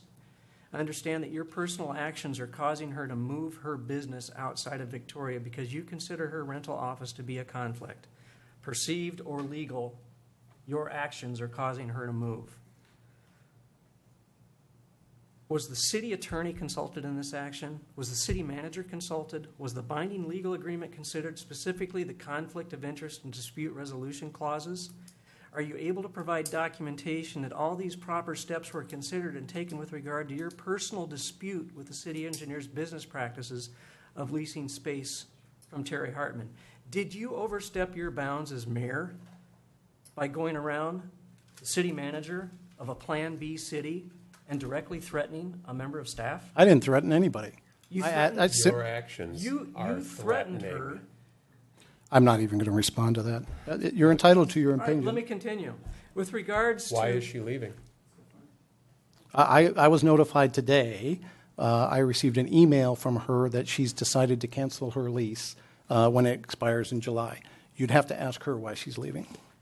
So let's shift the focus here and let's go to hypothetical. Would it be considered a conflict if a member of this council was inquiring as to the banking practices of a local business owner? Would it be considered a conflict if a member of this council offered threatening statements to take a business owner down? Would it be considered a conflict if a member of this council threatened to take a business owner's customers away from them? My point here is that there is a dual standard being pursued and a complete lack of transparency as to what actually is going on. Regarding the allegations brought out to me tonight, I am an open book. If a member of the community has a question regarding my beliefs, practices, all you have to do is ask. I'm happy to discuss it. My preference, in fact, is that you do ask, because only through a personal conversation will there be understanding. In all of these allegations, there has not been one person come up to me and request to talk about this in person. I'm happy to do so. All you have to do is ask.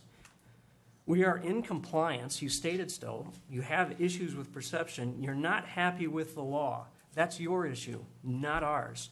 We are following our attorney's legal advice. You want something else.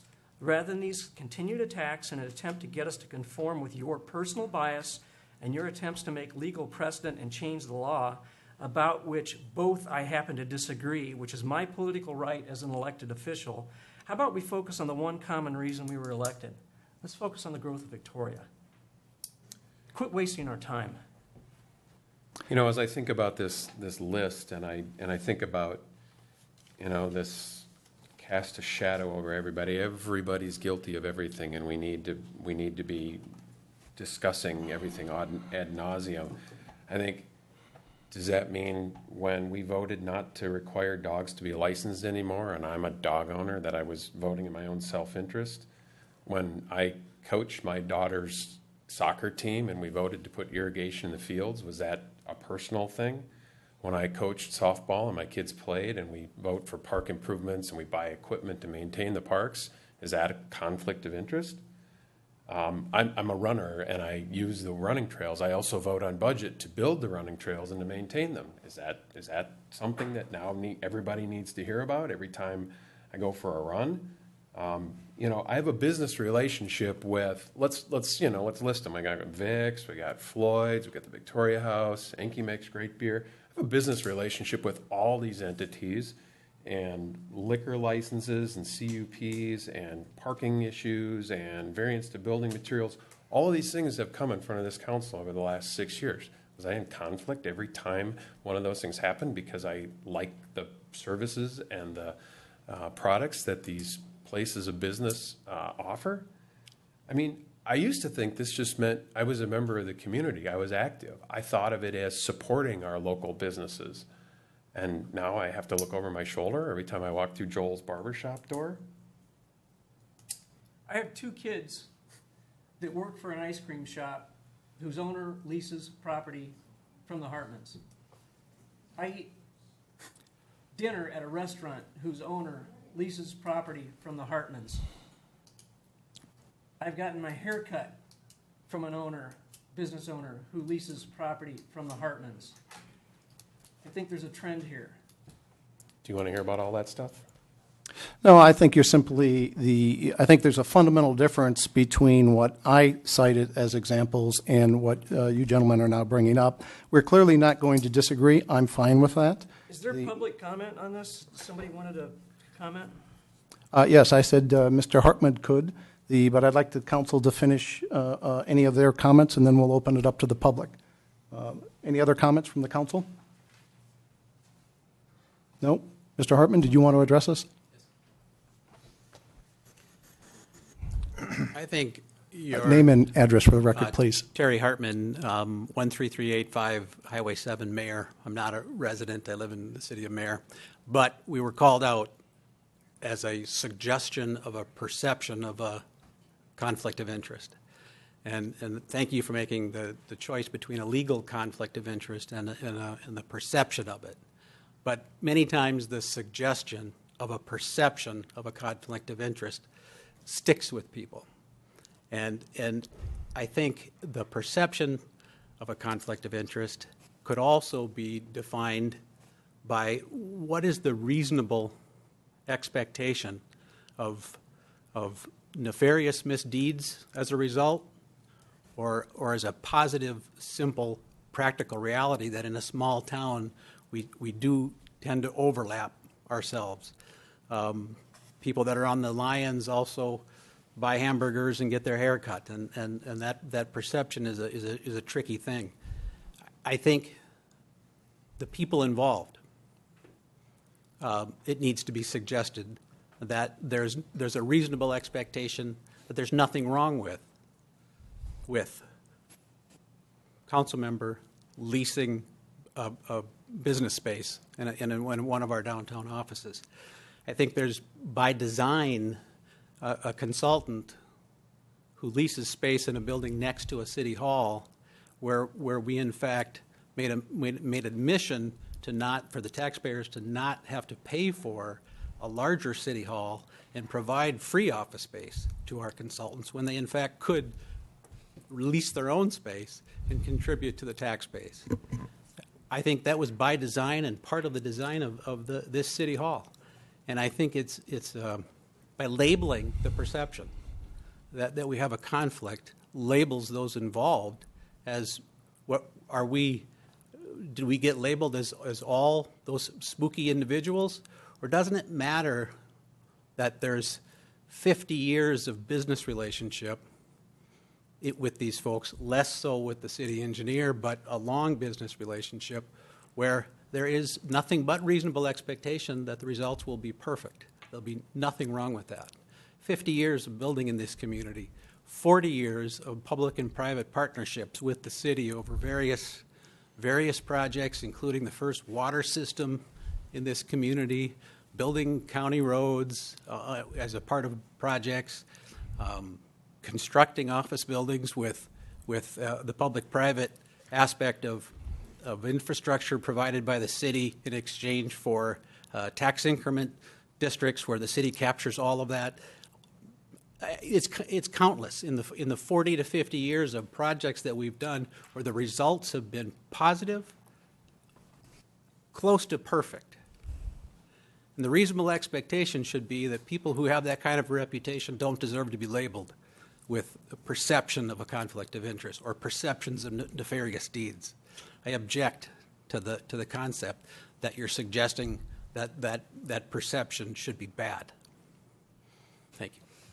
Thank you for your comments, Terry. Hang on a second. Is there anybody else in the audience that wants to take the opportunity to address the council, since we let Mr. Hartman? Well, Mr. Hartman actually posed a specific request to speak at this point, so I guess. Correct. And if we've opened it up for the public to speak. We did. Does anybody else want to speak? Mr. Kildown? Check your watch. On behalf of the Goodies, the Krogmans, the Goularts. One more time for the record, your name and address, please. Alan Kildow, 2200 IDS, Minneapolis, Minnesota, 55402. The idea of a perception of a conflict of interest is a matter of common sense. Nobody's talking about something that's as absurd as saying that I can't vote for the irrigation system because my daughter plays on the track team. But if you want to talk about transparency, it's very easy just to say, if there might be something that could possibly be of interest to the people of Victoria, you just disclose it. It's that easy. And then it's a matter that is out there, and the city's going to be satisfied. That's all I think that's all what is being discussed with respect or suggested with respect to a perceived conflict of interest. And you have your eminency, Mr. Vose, who can always advise you if you have a conflict of interest. But when you have a personal financial interest in something, then you have a legal conflict. Anybody else?